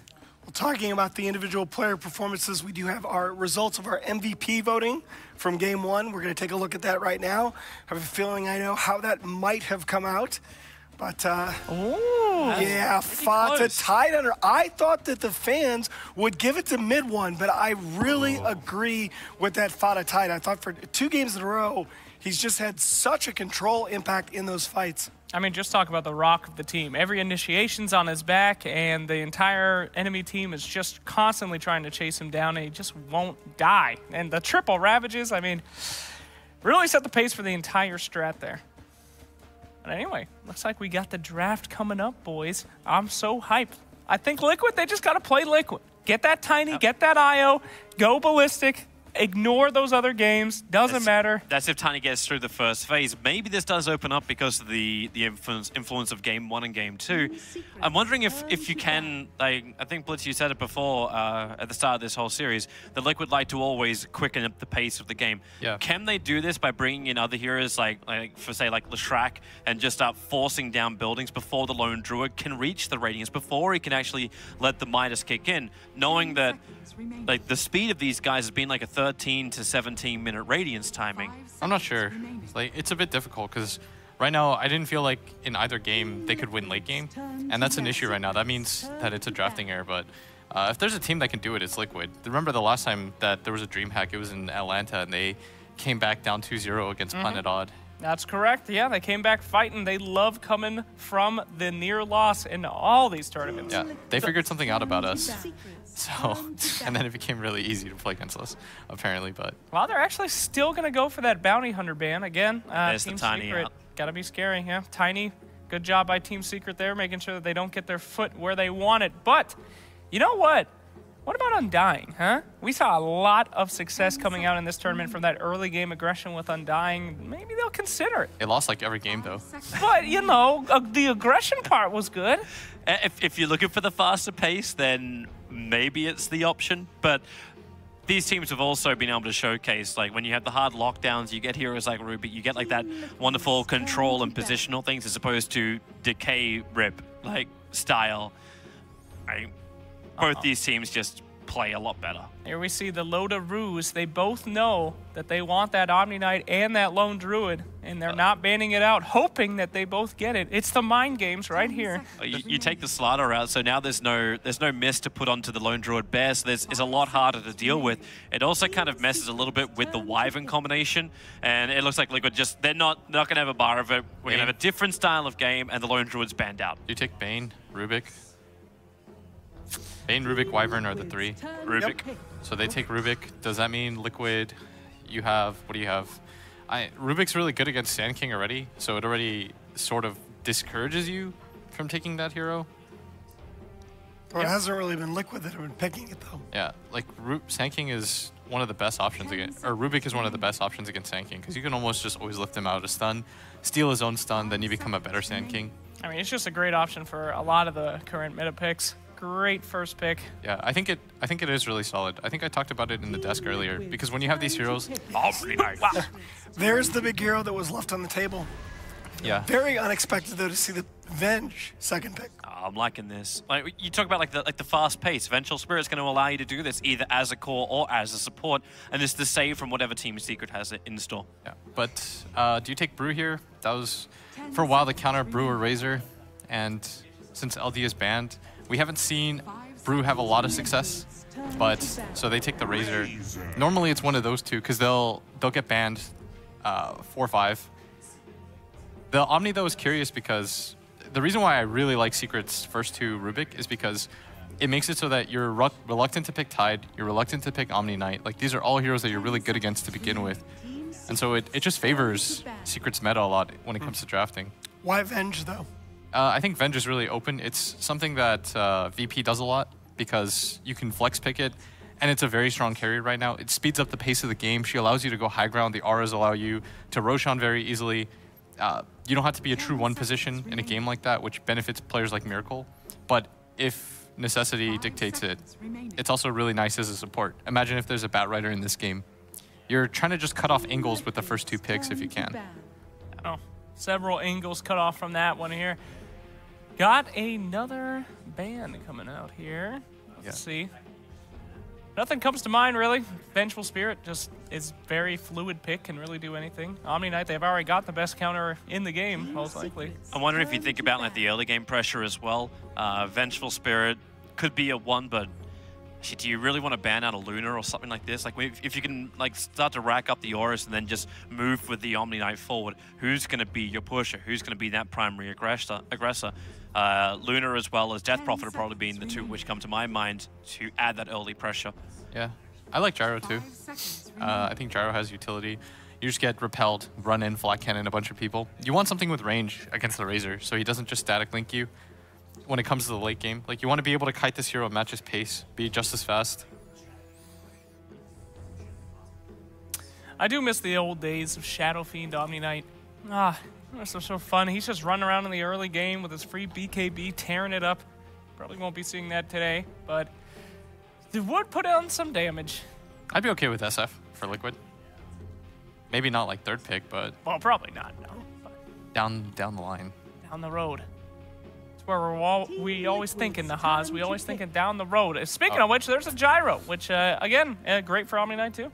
Yeah, that was the hero that I wanted Liquid to pick 3rd. We saw EG utilize it earlier where they just, you know, they utilize the flak plus repel. You just run in. 10 seconds remaining. So now the options are a bit different. Probably looking at a GH hero for Liquid 3rd. Yeah, trying to think right now. Maybe you take the Stalker again. It's just annoying to not see their 4 position first, because this can be a 5 Rubik as well. Whatever happened to the Wisp Omni combo? That's good stuff. You know?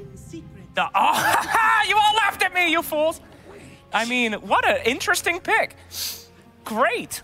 Early game aggression is very good. Only the wisest analyst would have ever thought Undying was going to come in the second phase. You're a genius. Thank you so much. But maybe Liquid does something cool. Like they switch this Venge to a carry. They go Undying and then they run something like IOCK. Could you actually just like push VS Undying off? With the +1 and actually get up in the face? Yeah. Absolutely. And then Omni Knight safe? I'm okay with some, yeah. I mean, one of the greatest analysts in all of Dota 2 did say that Team Liquid has this great early game advantage. So they've been losing these late games. Let's go all in early. Let's try something new. I really love this strategy by Team Liquid. You look back to the last game, and that's what I thought was going to happen. I thought that the Liquid would be a little bit more effective at punishing the Arc Warden early, and they did get the kills on him in lane, but didn't really keep up the pressure. Wow. So the Bane is picked up. That's what we thought would actually be one of the first two. It was Bane, Rubik, or can't remember the last hero, Sand King. And Liquid. So I thought they might do something like CKIO, because I think there's a lot of value in playing CK against Razor. You can just burst him. You get a Blink Dagger. You mess that hero up real hard. 5 seconds remaining. The Bane, are we that scared of Bane in this game? I mean, he does kind of ensure your early game's not going to be too disastrous, but... Well, it's about the lanes, though. Yeah. He's very, very powerful in lane. He's kind of a lane stabilizer against the Undying. Oh, I see. Yeah. He's able to stay in the lane. You've got multiple, like you have 3 range heroes now to also deal with the Undying Tombstone. So you don't have to fight this thing close up. Yeah, haven't seen Deuce or DP either for a bit. Yeah, that's strange. DP such a first pick kind of hero lately, and now pretty much completely forgotten in this series. Could help out a lot with this early game Pushka strat. Yeah, and another hero too that is liable for Secret to pick up is the Tidehunter. Oh, sure. Can't believe he hasn't been banned out yet. This is nuts. It's like both sides are still waiting to see exactly how the lanes will work out. But with Liquid having VS Undying, that's going to be impossible for Secret to work out. So it makes sense. Pick up your 3 position, pick up your controller, and then work for your last core in the end. Yeah, they got to show something now, though. But we're in Liquid's hands for the moment on their 4th. Yeah. I'd be okay with like PL, CK, either of these cores that just like have an easy in, easy out. Hell yeah. Give me a CK. Let's go all in on that early game beatdown. I haven't seen CK in a while either. I only saw him a little bit. All right, any other ideas here? I don't know, like Mirana. Mirana? Ugh. Mirana's not too bad. Oh. I don't know. With a nice setup, she's pretty good, but Mirana works nicely with Team Secret Slime, but then you'd have to push her into a 3-roll or raise it to a 1. No.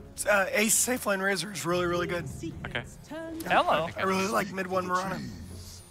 Well, talk about early game right click. There you go. Wait a minute. All right. They have an Omni and a Prophet. Yeah. Which is 3? Is this a 3 Omni and a 1 Prophet? Oh, we'll see. You know what Secret should do? They should take Sven, and then he gets the Stormhammer dispels talent.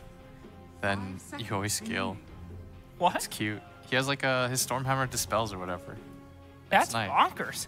Yeah, but I don't know if they'll actually do it. And the only other thing you need is the pickoff to catch the Nature's Prophet out. Like, Nyx Assassin is still available in the pool as well. Yeah, maybe you just go like Razor mid and pick like Weaver or something. I don't know. Yep. There's almost no disables from Team Liquid. Does that actually make this just an all-in push? Do I dare say, is that Leshrac actually coming? Oh my.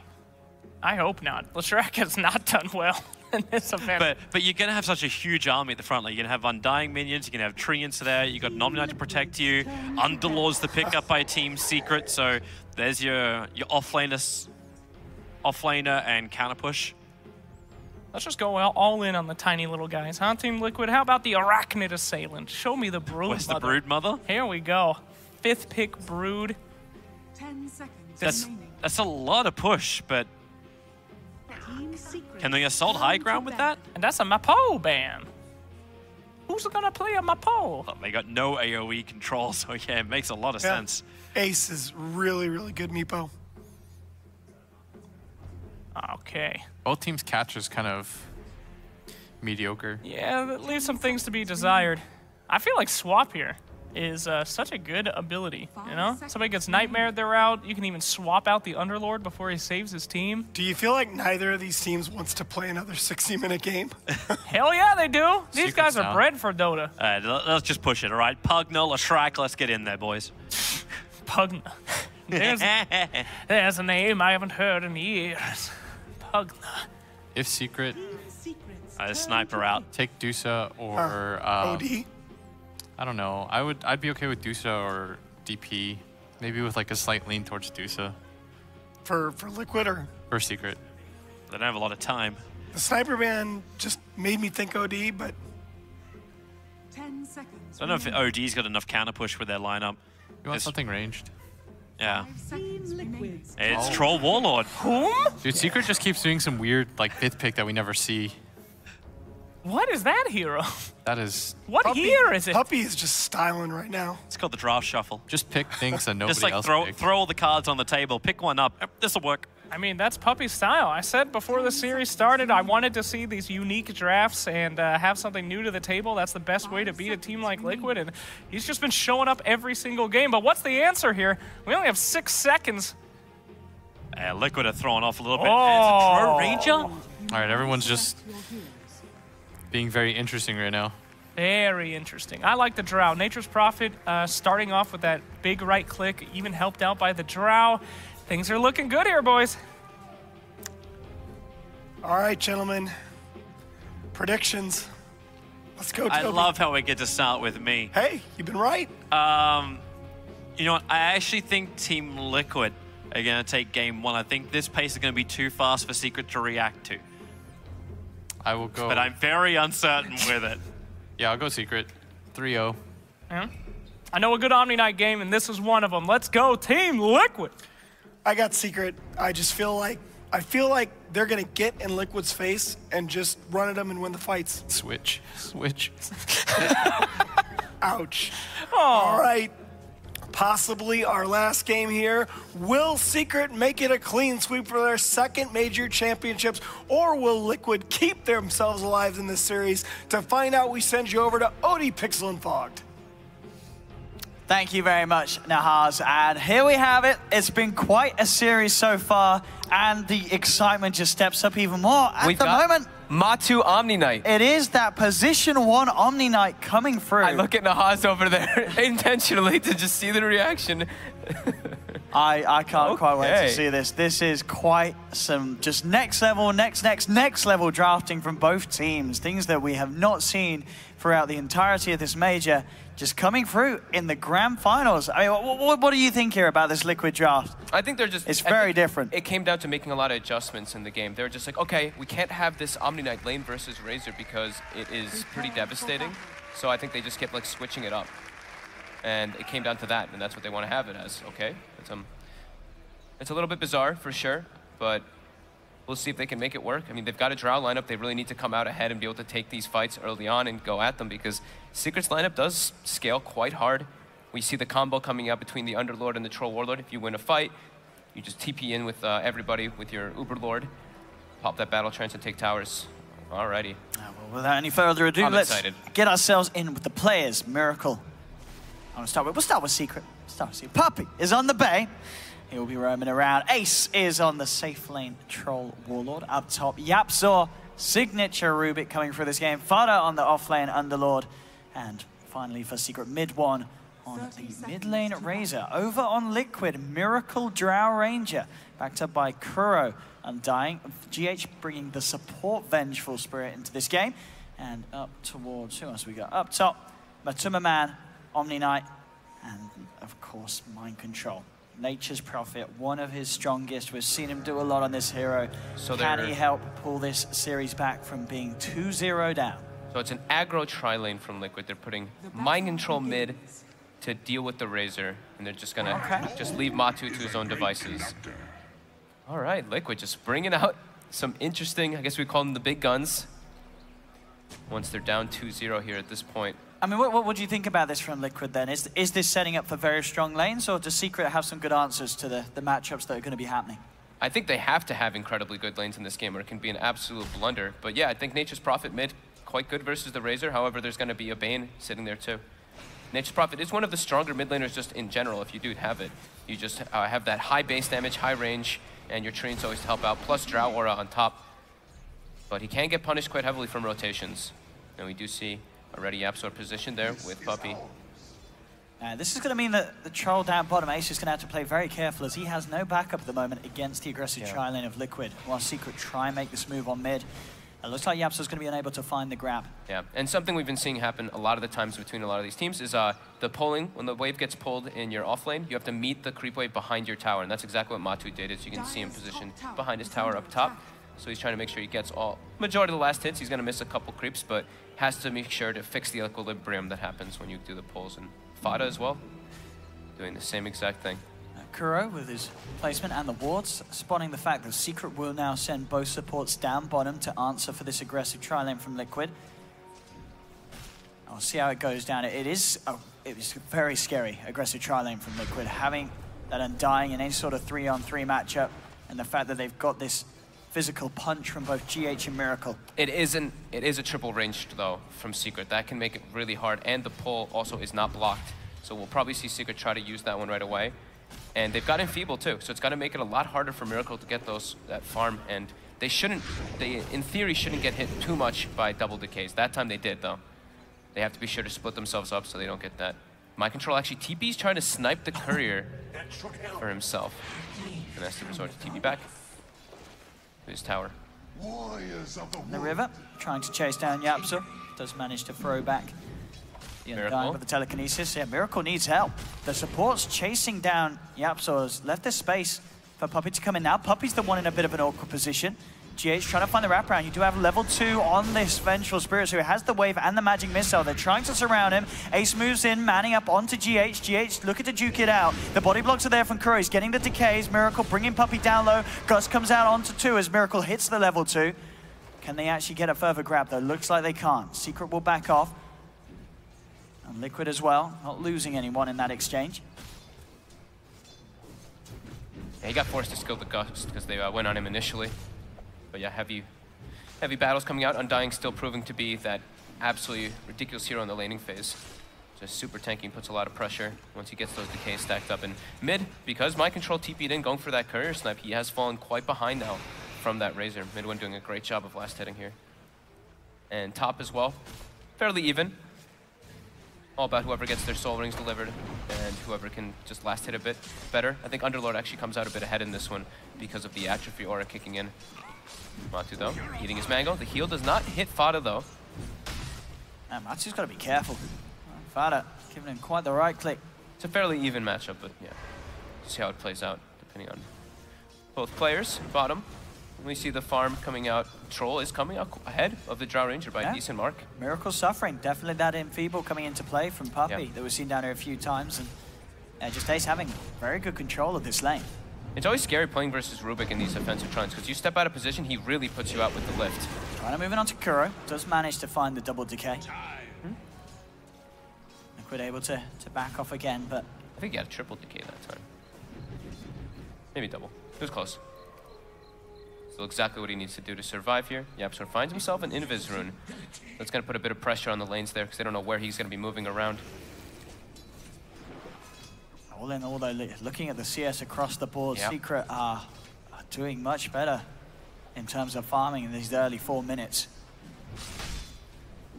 All 3 cores finding the farm. The pressure really from this tri-lane yet to really kick off.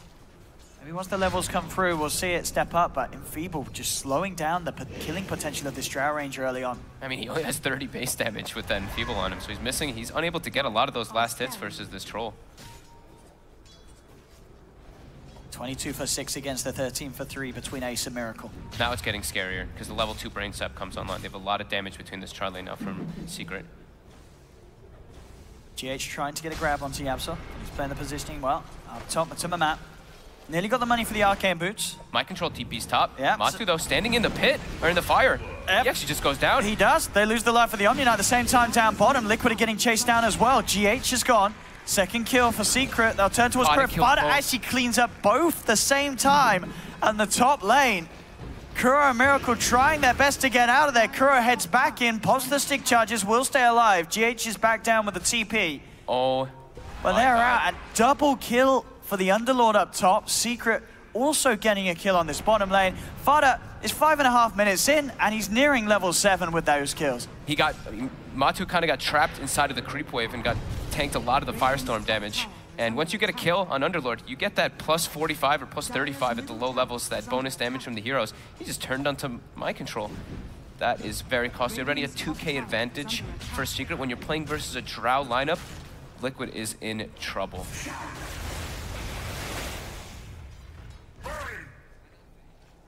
And what an opening to this game for Secret. And YapzOr, that's mine, he says. Liquid's gonna have to just change the lanes up. Miracle's getting nothing down here. And Ace is absolutely free farming, so the tri-lane has not worked out for them. All 3 lanes going in favor of Miracle's got to be careful. Because he does have GH still. Right by his side. Is coming down bottom. He has Wrath of Nature available too, so he's really trying to bail them out here in this aggro tri-lane. Can they find anyone here though? He needs to find the perfect bounces with the ult. He's got to get maximum damage. They're looking to try and block off Ace. Telekinesis holding back the Vengeful Spirit, trying to delay the magic missile. They'll still find the tree and blocks, but the TP's coming through. Ace pops the stick charges. He's going to be fine. And now Secret ready to turn around. Mid one coming in with the plasma field, nuking Liquid down low. Miracle trying his best to get out of there. He will survive, but GH may not be as fortunate. A Secret surround him, claim the life for sure of the Vengeful Spirit. Kuro has to back away. Did try and use the Soul Rip to keep GH alive, but to no avail. 7 minutes, 4 for 0, 3k lead for Secret. This is looking to be a terrifying opening for Liquid. Yeah, it's already 3k advantage, 7 minutes. They also have a very sizable experience advantage, 3,000 since they're running the defensive tri-lane and getting the kills out of this. And Liquid's just trying to make the rotations to make up for it. There's already a Vanguard. The Vanguard, 7 minutes. I mean, you're not killing this guy. You are definitely not killing him. Crimson Guard is an incredibly good item versus Drow Ranger lineups as well. I mean, we've seen Fada consistently have these lanes where he just gets so much out of it. And this is just, it's surpassing his performance in all of them. This is one of the best openings he's had, and that really is saying something. He's really come into his offlane. He started playing so well in it. He's really been picking it up. YapzOr looking for a lift here. He gets Kuro, but they don't have anything else to close the gap on them. They're going to be able to get that D ward, probably give it to Miracle right away so he can get some gold, because Miracle's level 4 in comparison to Ace, who's about to be level 5 in that tri-lane, as well as the supports on Secret, almost level 5 too. GH. They try to make a commitment on him, but YapzOr not in range there. This is terrifying. I think Liquid needs they need to try to make some kills every single time that Wrath of Nature is up, because they're just starting to fall further and further behind in these lanes with the Drow lineup.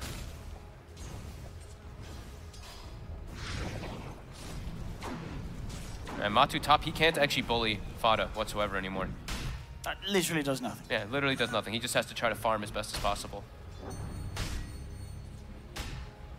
Wow. Wow, okay. That's an interesting stat right there. 3-33 against Alliance in February.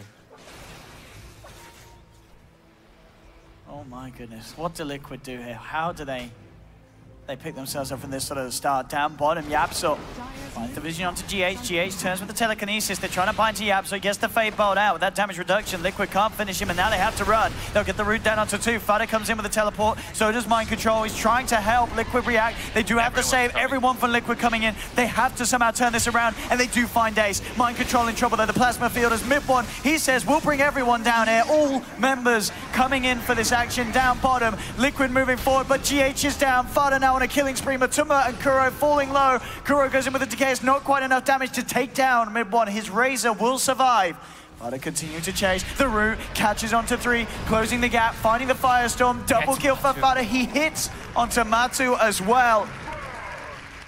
This Underlord getting absolutely out of control, plus 125 from that Atrophy Aura. I was about to say that Liquid, they have to bring the Omni Knight to get involved with the kills here, and even when they do here, Secret just brings everyone and just come out to a huge advantage.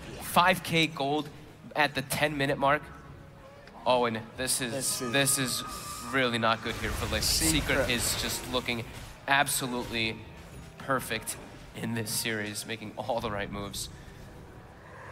They're gonna bring the Dark Rift up with Puppey, who is level 6 already on the Bane at the 10-minute mark without having to eat the Tome. He's got Arcane Boots finished. He's looking to just keep punishing Miracle. Bottom. Mind Control is TPing. They're looking for YapzOr.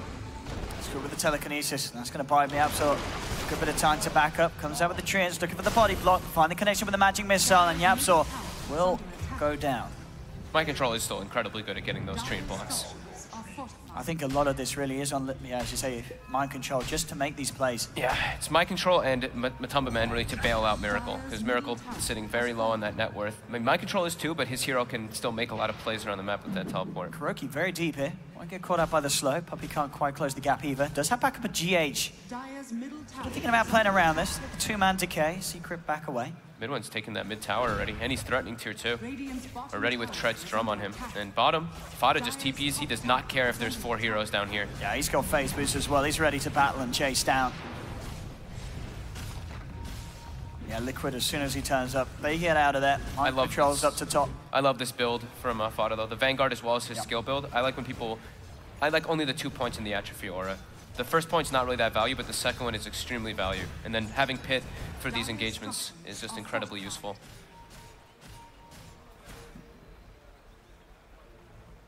Net worth, as we can see, all 3 cores of Secret at the top. Mid one claims top tower. Mind Control tried to get the deny off there, but the TP's actually been cancelled now by GH. And mid one will run out. Mind Control forcing the TP away. GH. He's walked into Fada and Ace. The root's out immediately. GH trying to back, trying to hide. Soul from Kuro, not enough to save him. Fiend's Grip's there from Puppey. They're not only getting one, they're looking towards Matuma Man. He will get the chance to purify. Nightmare holds him down. Fada's just diving, chasing Kuro. Kuro looks to be fine. He'll get out of there. Matuma goes for the repel TP. Is he going to make it? He's not. The physical's too much. They lose Matuma Man as well, and now Secret are in position to try and take another tower. There's a full Crimson Guard on the Underlord. He's already pretty much countered Liquid's lineup with this item. The Drow Ranger lineup, physical damage is completely nullified from this. 7K gold advantage at 12 minutes. I don't know how Liquid comes back in this. With the Drow lineup losing this early, it's incredibly difficult. I mean, after 2 games that have been ever so close, this one, at the moment, just seems to be setting up for smooth sailing for Secret to get this major title. Look at Puppey's skill build too. 3 points in Enfeeble. They also have the axes, which are going to be able to give that miss rate versus that physical damage, as well as the static link. There's just so much mitigation coming out versus Liquid's draft. And now they're going to claim a tier 2 already at this point. Look at Puppey just having the confidence to waltz in, set up. They get the 3-man pit. Fada moving in. Magic Missile holds him back. They'll get the drag back with the telekinesis onto Matuma. He has to pop the GA. Crimson Guard gets popped though, and they can't hurt anybody. I mean, Secret, they're ready to play the base, baby. They know how strong they are. They've got Vlad's on Ace. They've got. How do you stop this if you're Liquid? Secret are up there. They take her down. The Tombstone. Do get the 3-man Gus. Miracle turning up, trying to push them back. Mind Control snipes a courier in the meantime. But yeah, looking at Liquid's draft, they don't actually have D-push to deal with if Secret goes for this just kind of siege. There's no real outspam. It's pretty much like Wrath of Nature and an Omni Knight heal if you can get it on somebody who are a creep who's in the front. And that was Guardian Angel. Oh, and they're going to catch out GH. He heads up, but they're ready and waiting. The rest of Liquid still around. They'll get the decay, but the grip, the Fiend's Grip holding Kuro in place. Puppey's found him. They've lost 2. There's going to be a buyback from GH. Liquid trying to throw everything into this fight, desperately looking for kills. They will find Razor. Can they get more? They turn towards Ace. Ace getting swapped back. They're trying to block him up with the Trias. Fada's there with the pit. Ace falling low. Miracle slowly bringing him down. Ace still alive. The Crimson Guard keeping him alive. They can't finish him off. The right click from GH shut it up, but the Magic Missile will be. Liquid do claim 2 cores. They need more though. Puppey's out with the TP. Fada and Yapso being forced back. They did have to expend a buyback for this, but Liquid actually being able to get some of these big kills. It means a lot of mind control. He comes in with the teleport. They're looking towards Yapso. They will find Rubik as well. Liquid getting some kills with this position that they've been heavily pushed into with their backs against the wall. Still showing that there is some signs of life from this lineup. They needed those so badly there. The fight location was not optimal for Secret. And now they will transition into a tier 1 push, so really salvaging themselves in the last few minutes, getting some deep aggressive wards up. But Secret, they're like, they can't fight us now after they've used GA. Let's just make our way into the pit. And they will be able to bring this one down with relative ease with the Vlads as well as this Underlord. Very, very unlikely indeed the Liquid are going to get a chance to look in on this one. I know it's happening, but they will not go for this. They'll let Secret take it. No chance contesting there. Aegis picked up by mid one. And already up top, Puppey, he's on the hunt. He's finding Miracle, quick gust. Buys some time for Miracle to back up, and that will save his life. He's able to get out. Liquid needs a lot more time for their lineup to even be able to do much versus what Secret's gotten. Secret's already gotten Aegis. Almost 8 toes finished on Fata as well. Kuro in some trouble, hasted. Troll Warlord running at him. And Kuro is down, 25 seconds. And Yapsor with the quick snatch there with the Fade Bolt in classic fashion. I really feel so much weight is on Mind Control's shoulders to keep this game going. He has to have the split push high. Yep. He is the one core that can really do the most in Liquid's lineup so far. Yeah, and if, I mean, Matu as well. Matu can sit in the back lines and get a good amount Puppey's of hunting. Mind Control, is he going to get out? He's not. Mid one's there. They've caught him. They've found him. And they will take him down, make him pay for his sins as he goes for that push down bottom. 8K lead for Secret. 17 minutes in. Fada still sitting at the top on this Underlord. 5-0-6. Working towards that Shiva's Guard. And at this pace, it's going to be some record item timings on this Underlord. Has he switched it up? Okay, so he'd had the Atos before, and then he switched to that one. Shiva's another item, incredibly good versus physical damage. You reduce that attack speed in an AoE, as well as just the chase potential it's going to give. Very nice for finding the Prophet as well in the trees. Yeah. And he's going for those sort of plays. Definitely. Secret just itemizing for this group up maneuvers with the Vlads on the Troll. Drums now finished up on Yapsor as well. This team does love their Drums of Endurance, so. And Liquid all having to stay together while they're farming now. Puppey. Mind Control has spotted him out here. He's trying for this. He does have backup. This is some nice little body blocking. The Treants is not enough though. Puppy's going to be fine, and now Liquid, they have to be careful. Fada leading in, Gus comes out onto one of them. Akuro, he's surrounded. He's been repelled, has the flesh golem. They're trying to turn. Ace does fall low, they pop the GA. Liquid trying their best to fight back, but Fada, he's already cleaned up GA. Secret moving in with the Crimson Guard. They're so beefy at this stage. Kuro turns around, does get the decay off. Fada's got his eyes onto Matuma Man. They've lost a second on Liquid. They're getting the rest of them out. Two very fortunate TPs will take them back to safety. Matuma Man still being chased by Fada. He's got the purification back up, so should be okay. They've just got no spell damage whatsoever. Everything is physical. Crimson Guard gets popped, and everyone is perfectly fine. On top of Yapsor also stealing purification in the beginning of that fight. Just more healing for them and transitioning it now into a push with 115 damage on Underlord 2. Mind Control cutting the creep wave as best he can. There's still a wave moving in, allowing Secret to get another tier 2 tower. Secret's just gonna go top, take that last tier 2. At this speed the Secret is playing at is absolutely phenomenal. And against this Drow lineup, the Liquid, you know that they picked this draft to have this strength early on, but they just couldn't get it. The aggressive tri-lane falling apart. They couldn't find that early farm on Miracle, so Miracle really at the start was just a non-issue. Just the Bane pick from Puppy, having that enfeeble, slowing Miracle down so much to start off with, and they just did not have the damage down bottom to be any sort of threat. Scan comes out, they cast Mind Control in it. They're going for a setup here. Fada and Yapsor trying to close the gap. Again, the nice sprout comes out. Will he be able to get out of here? He could probably just TP out, but Yapsor's starting to get closer and closer. Look off Fada. He's just gonna run away with the phase boots. He's pretty fast. The rest of the team is starting to come over there too, but Secret's still on the hunt. They are chasing his Secret. I wonder if Liquid can punish this, but indeed, yeah, with the rest of Secret sweeping over, Liquid have no interest in fighting here. Mind Control will be able to TP away. Aghanim Scepter, the money's there for mid one. If he gets that out and Secret head up to the high ground, this push is going to be even harder for Liquid to defend. He's going to have it already. He is incredibly farmed. It helps that they've got every tower and a Roche as well, but I mean, conceptually, we look at Liquid's draft, and whenever we see these Drow drafts, you pretty much want to win the early game and get the first Roshan. The fact that they didn't get it, I mean, it's just looking at extremely minimal chances for them. They have to be able to try to hold that high ground somehow, but more than hold that high ground, it's pretty much like you mentioned it, right on, spot on. Mind Control having to cut the waves non-stop, not letting Secret hit that base. And as you said, full Aghanims on mid one. Very aggressive wards placed out from Secret from that last aggression. Looking towards Puppy, they get the quick swap back into the magic missile. Yapsor's there on the high ground. Can he do anything to save him? Fada comes through. They'll get the sprout on 2. Puppy's down. Mid one heading forward with the Eye of the Storm. Making a beeline straight for Miracle. Miracle Hurricane pikes himself back. Liquid trying to get back up to the high ground. They found one. They don't want to lose anything in return. Purification, Soul Rip, healing Kuro back up. He'll be fine. GH just cutting the wave in the meanwhile as a bench. Trying to do whatever he possibly can. Oh, and he's out.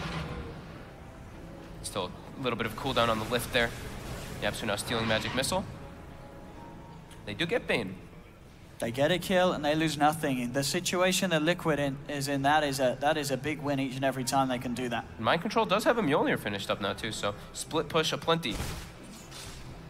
But their one Omni Knight is still struggling. He's got Guardian Greaves at least for his team to heal them up, but they're all struggling.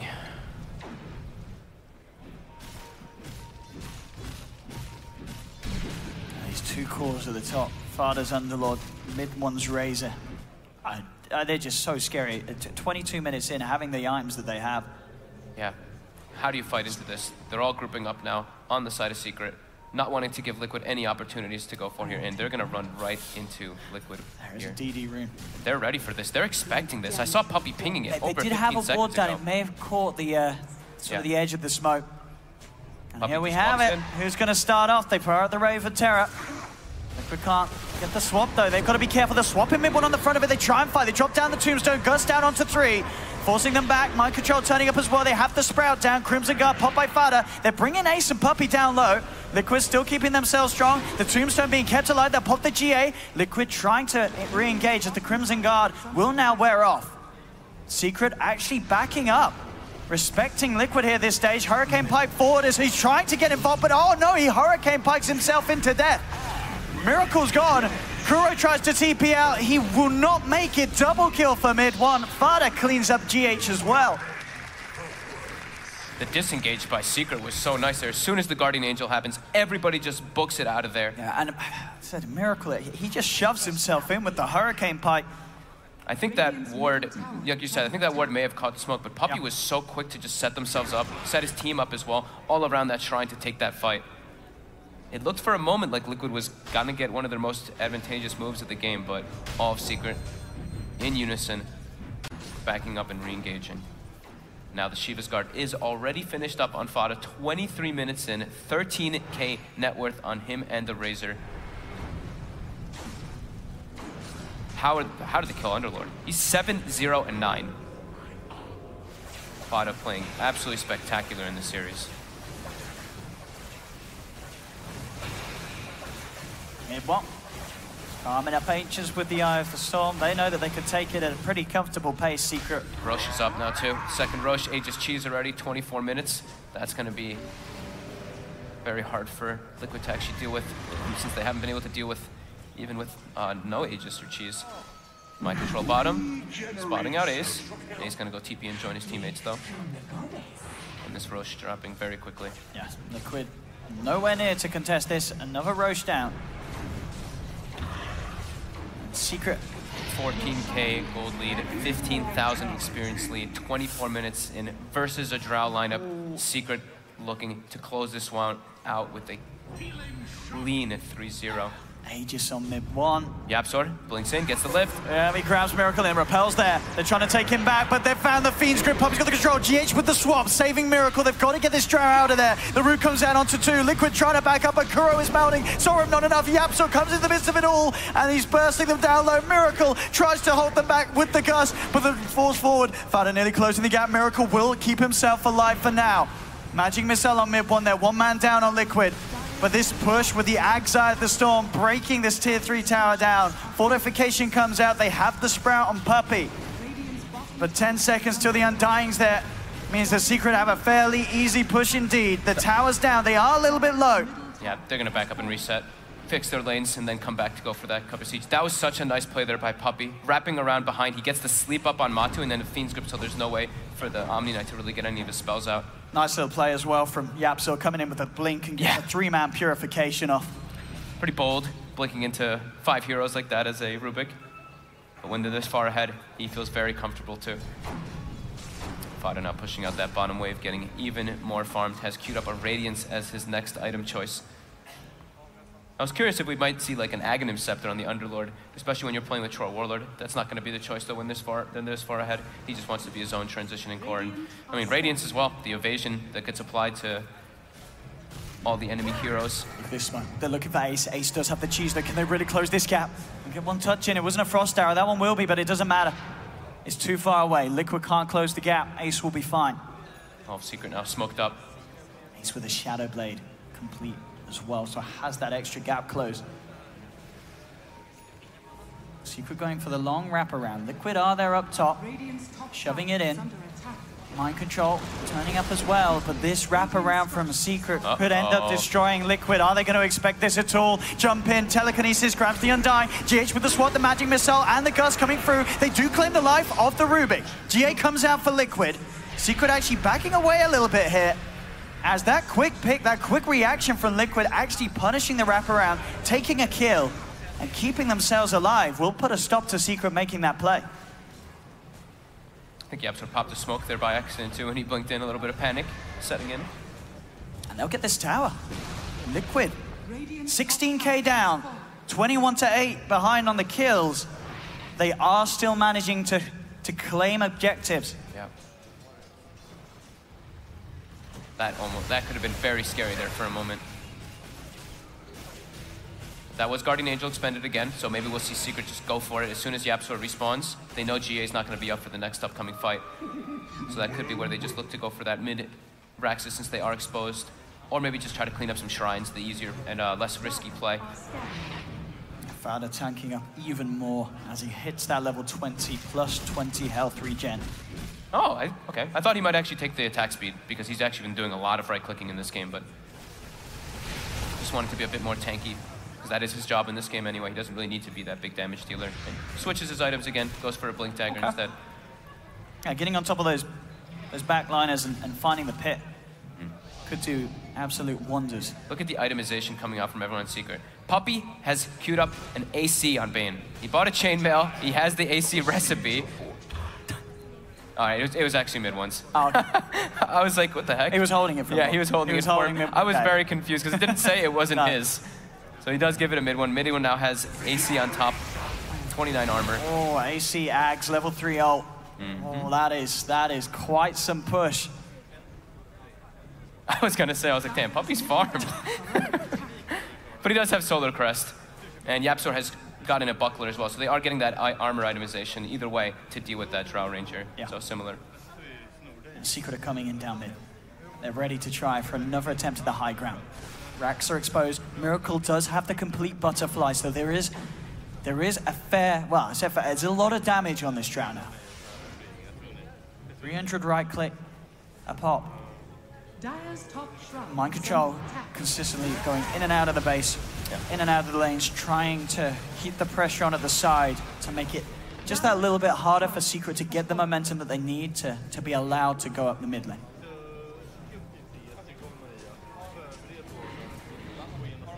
Taking out that shrine, going for the easier kind of things, easier kind of plays. Mind control constantly, like you said, trying to cut waves. Yep. With his trains keeping all over the place. Liquid still having to stay a lot as a unit though, so they're falling further and further in the net worth. I think that blink as well as we were talking about, Fada, definitely to help combat the way Mind Control's playing. Being able to actually close the gap on the Nature's Prophet. He's also like one of the catch heroes on the team too, so just being able to get in position for that can be nice. Let's see what Liquid can find here. Sweeping around, pushing down bottom. They're coming out over to Secret's half of the map.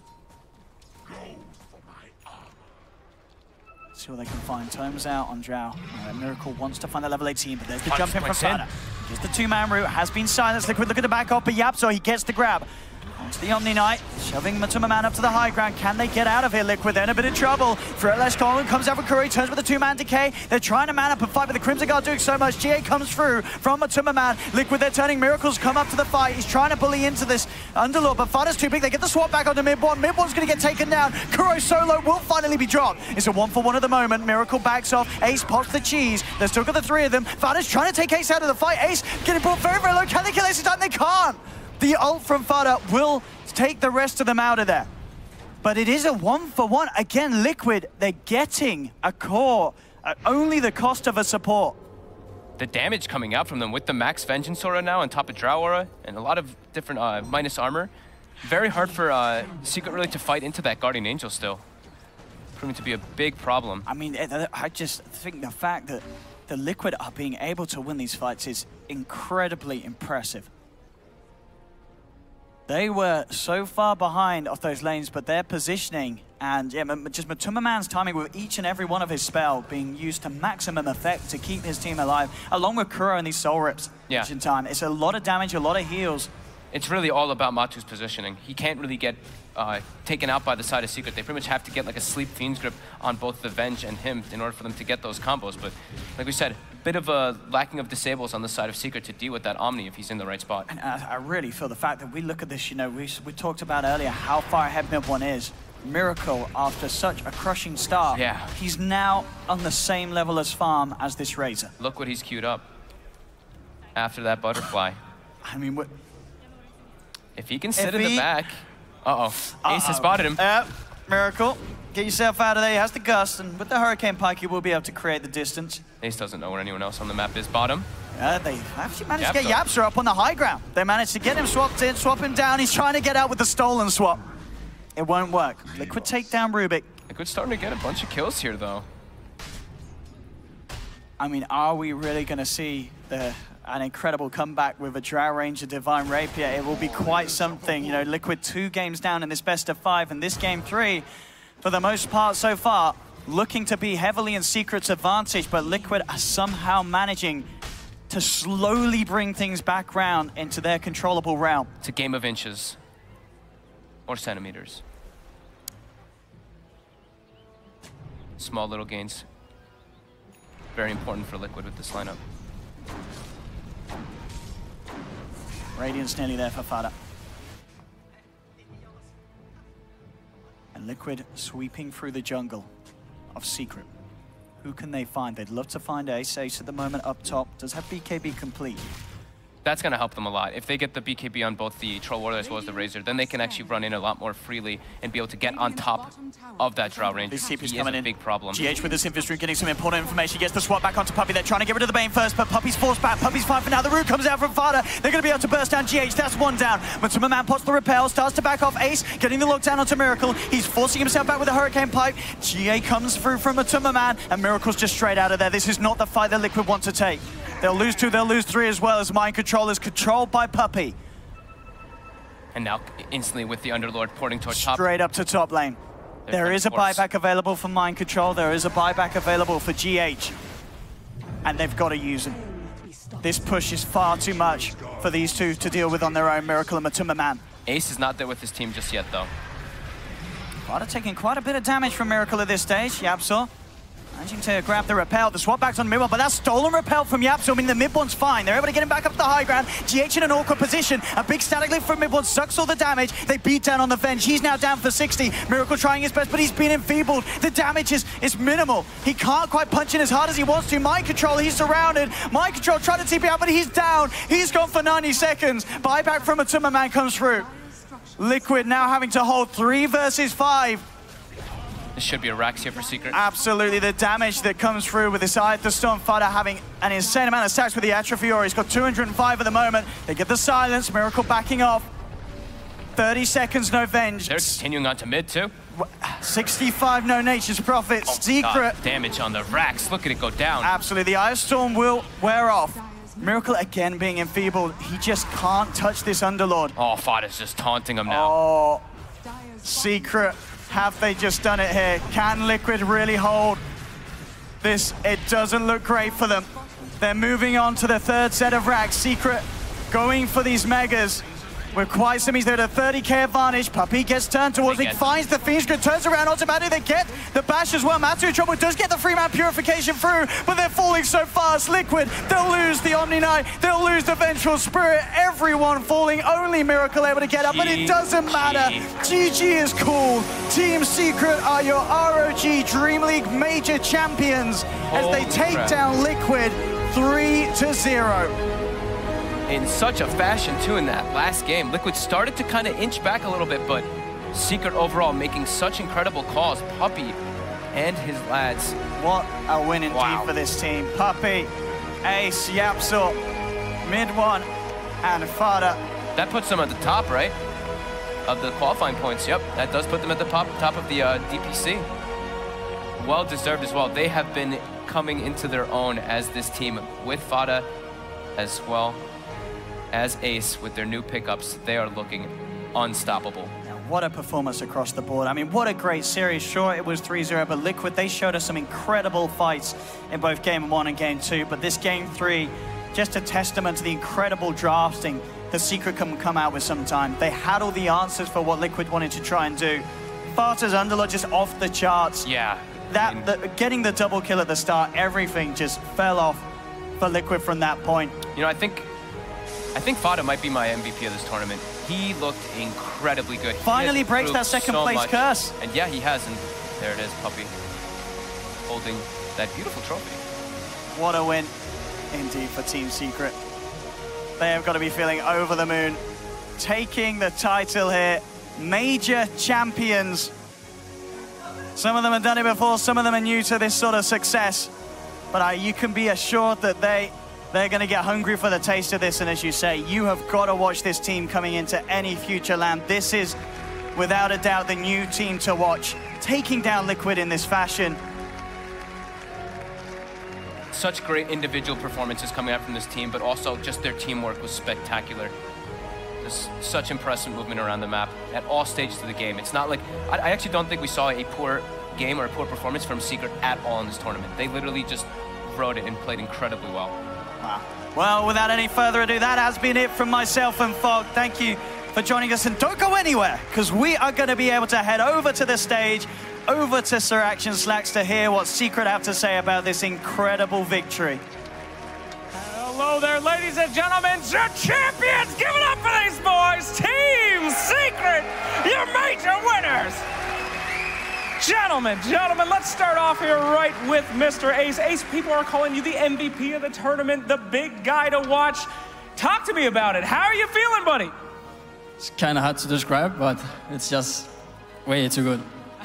All right, give it up for Ace. Come on, you care the whole time. There we go. Sir, Fada, the muscle. Show me the flex. You've been in those fat heroes the whole time. Your old teammates on Liquid, they just couldn't get past you. Any words for them as they exit in second place? I don't know. Just sometimes you lose. Sometimes you lose. No, sometimes you win. Anything that you want to say out there to the fans? A lot of people have been waiting to see you grab a first place again. I'm just very happy, and I want to thank everyone for supporting, and I mostly want to thank my team because they're amazing. All right, thank you so much, sir. Oh, man. The biggest badass on Twitter, the biggest badass in the game. Can anyone out there stop Team Secret coming up? Maybe next time. Oh, maybe next time. Anything that you want to say about the match, sir? Pretty fun. Very humble. All right, pretty fun stuff. Yappy Hot 4, born in DreamLeague, molded in DreamLeague, and now the big champion. Tell me about your journey. I mean, it was pretty fun. I'm just happy that this is my first LAN win, so it feels pretty good. The first of many, I'm guessing? I hope so. All right, first LAN win, ladies and gentlemen, give it up. And here we have him, the champion himself, the captain, coming back. We haven't seen a victory like this since Shanghai, and yet another major goes to Secret's way. Any words for all the Secret fans out there who have stayed loyal and have been waiting for this moment? Thanks for supporting Secret.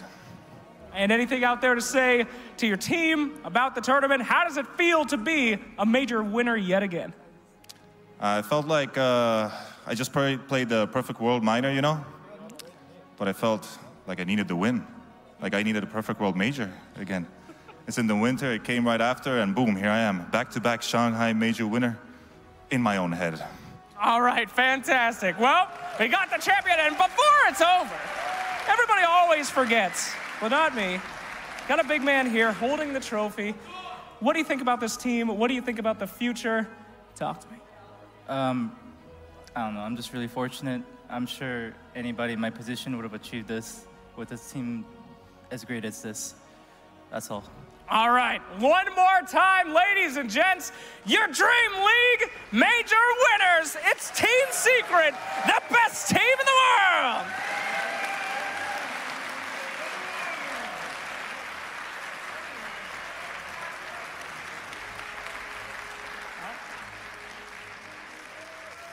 $925 career wins for Puppy and 2 major championships. So many great stories on that Secret team. Mid one in particular, after having to have a stand-in for the team at the Perfect World Minor, after suffering a tragedy in the family, comes back here. What an emotional win for him. Fata, Slacks, are you crawling behind my desk? Wow. Oh, I was on camera that whole time. Hey, guys. They told me it would be a smooth transition, and they lied. Thankfully, no one's watching the major. Anyway. Guys, give me your high points of the event. Oh, do I start now? Because I'm on this end? High points of the event, Team Secret coming in. We thought this was a good team, but nobody thought they'd be beating Liquid. Nobody thought that all these underdogs would be doing so well. We see EG coming in. We see Na'Vi coming in. And we see Team Secret finally getting that big one. Upset after upset, big drafts, good times, hell of a major. For me, it's that all these teams are back. Like we saw parity like we've never seen before. EG getting top 4 here, Na'Vi getting top 4 here. I thought that was so exciting for myself as a Dota fan. There's so many organizations with rich history. It just, come on, man. You can't not root for people like Dendi to succeed in the scene again. And now there's a new team with a new target on their back. We go from Liquid to VP to Secret. The lineage just continues. It'll be a really competitive season this time around.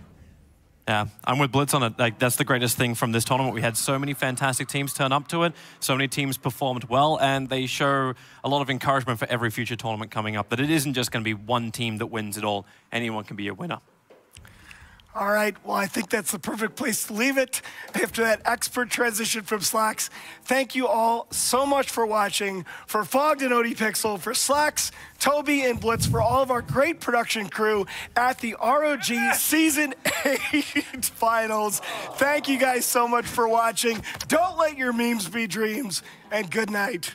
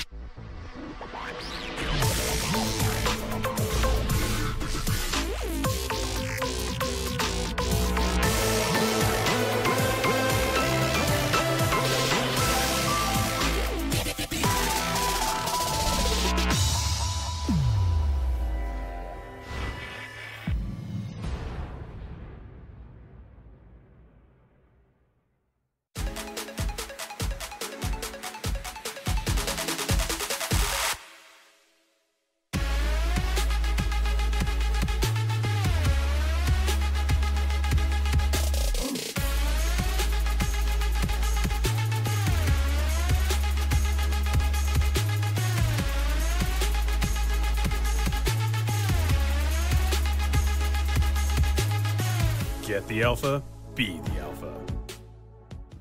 The battle begins.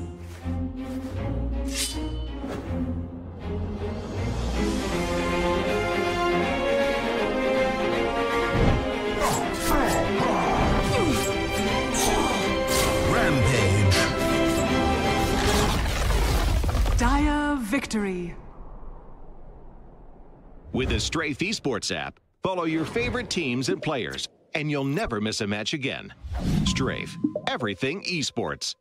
Download now on iOS and Android.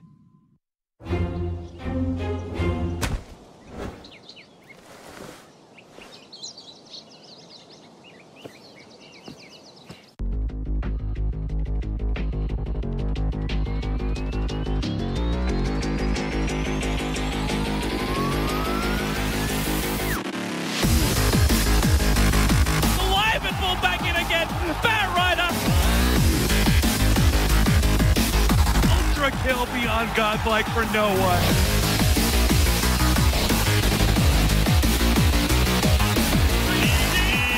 Digital chaos in style, in convincing fashion.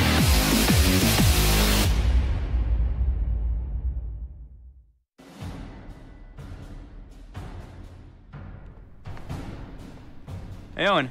What up, Fox? Can I borrow your headphones? Sure, but don't you have one of those brand new mobile phones? Just toss them over.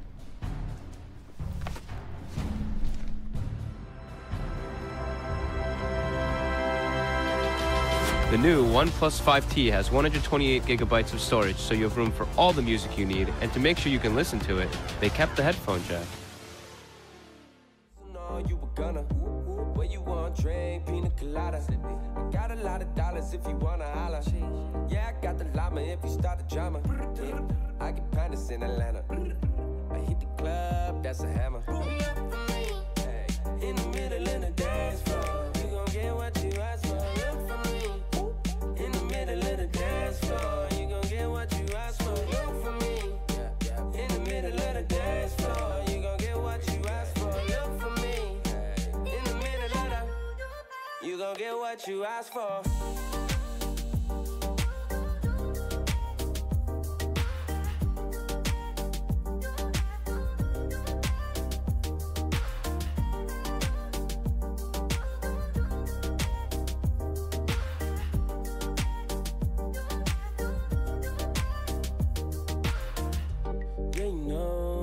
Summer, almost over, what a bummer. You got that awesome on, you a gunner. When you want drink, pina colada. I got a lot of dollars if you wanna holler. I got the llama if you want to genre. I get pandas in Atlanta. Yeah, I hit the club, this a hammer. Yeah. Hey, in the middle of the dance floor, you gon' get what you ask for. Look for me.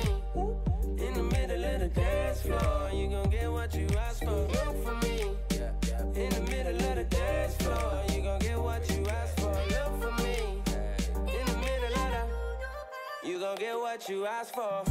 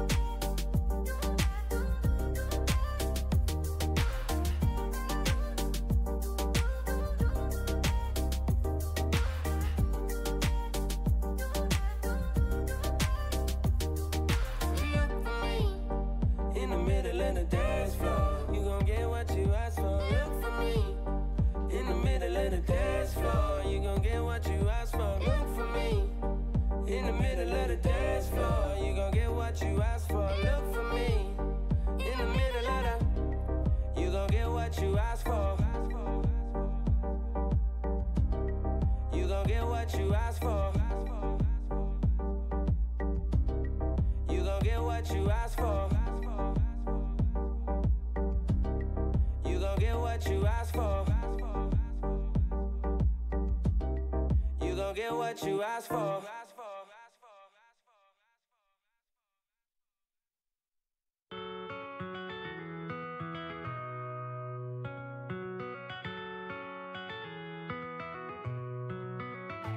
You gotta be some kind of dream, some kind of light.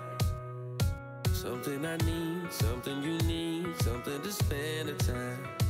Maybe it's me, maybe it's you, it's just your way, your vibe. that's wild, baby. I know it's a cliche, but where you been all my life?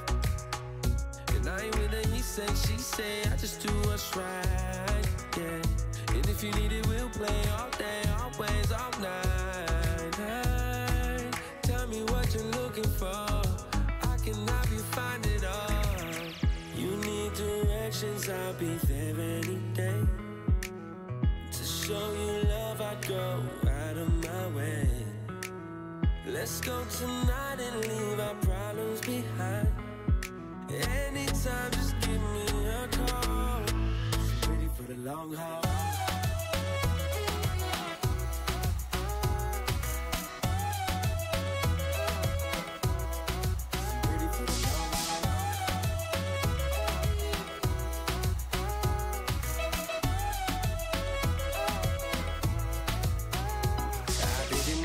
Should I move slow? Should I move fast?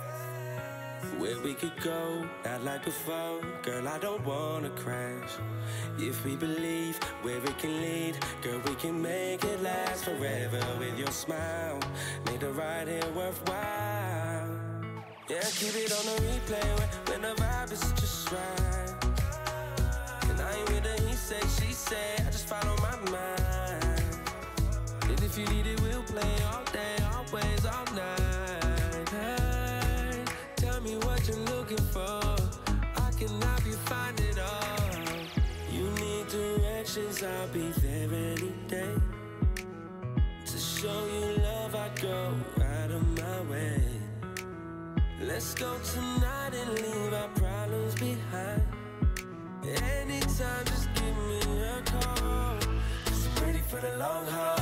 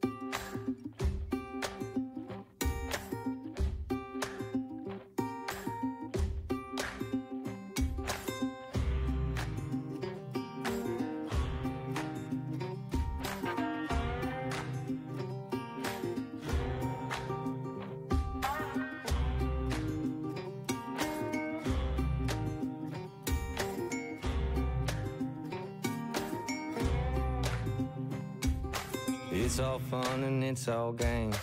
Goes to hell, no one's to blame.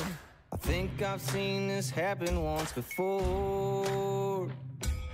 I don't wanna see it anymore.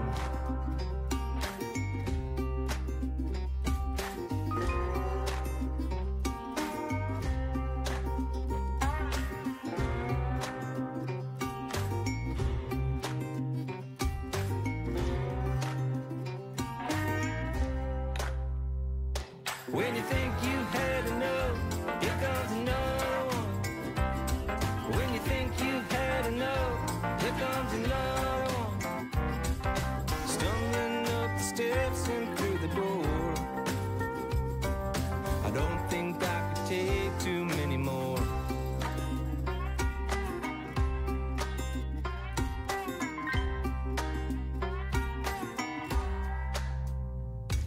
Another trying to make a dime.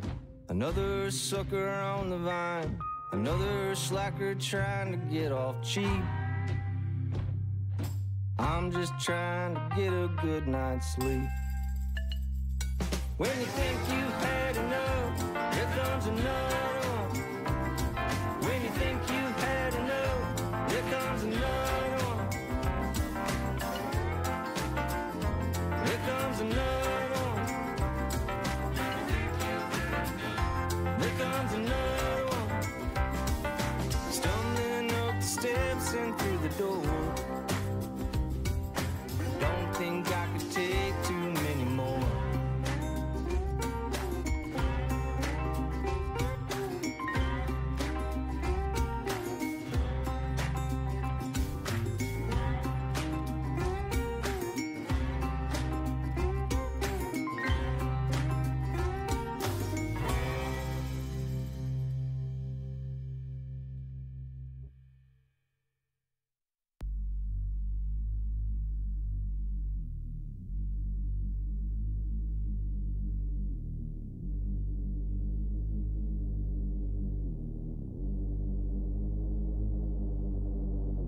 Everything is wonderful if you're looking from the right side.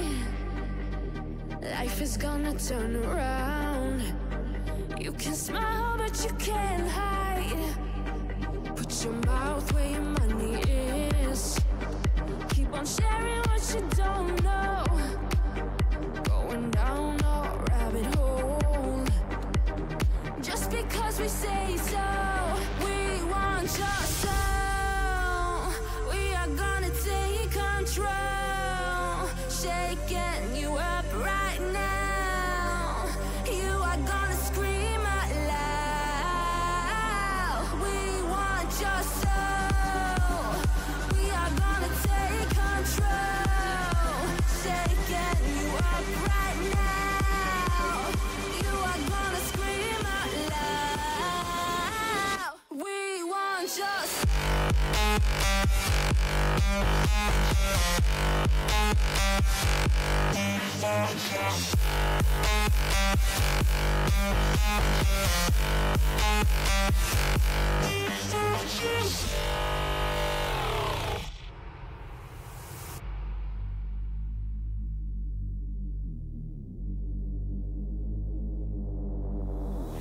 Everything is beautiful when you're speaking with your shades on. Going down a rabbit hole. Just because we say so, we want your soul. We are gonna take control. Shaking you up right now. You are gonna scream out loud. We want your soul. We are gonna take control. Shaking you up right now. You are gonna scream out loud. We want your soul.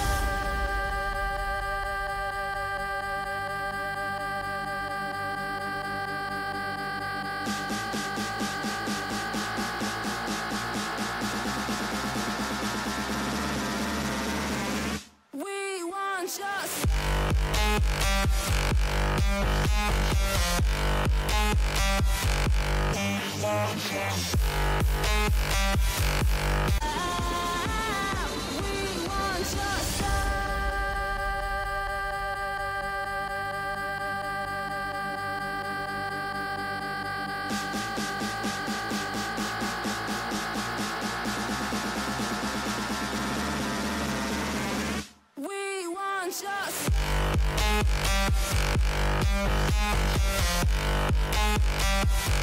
We want your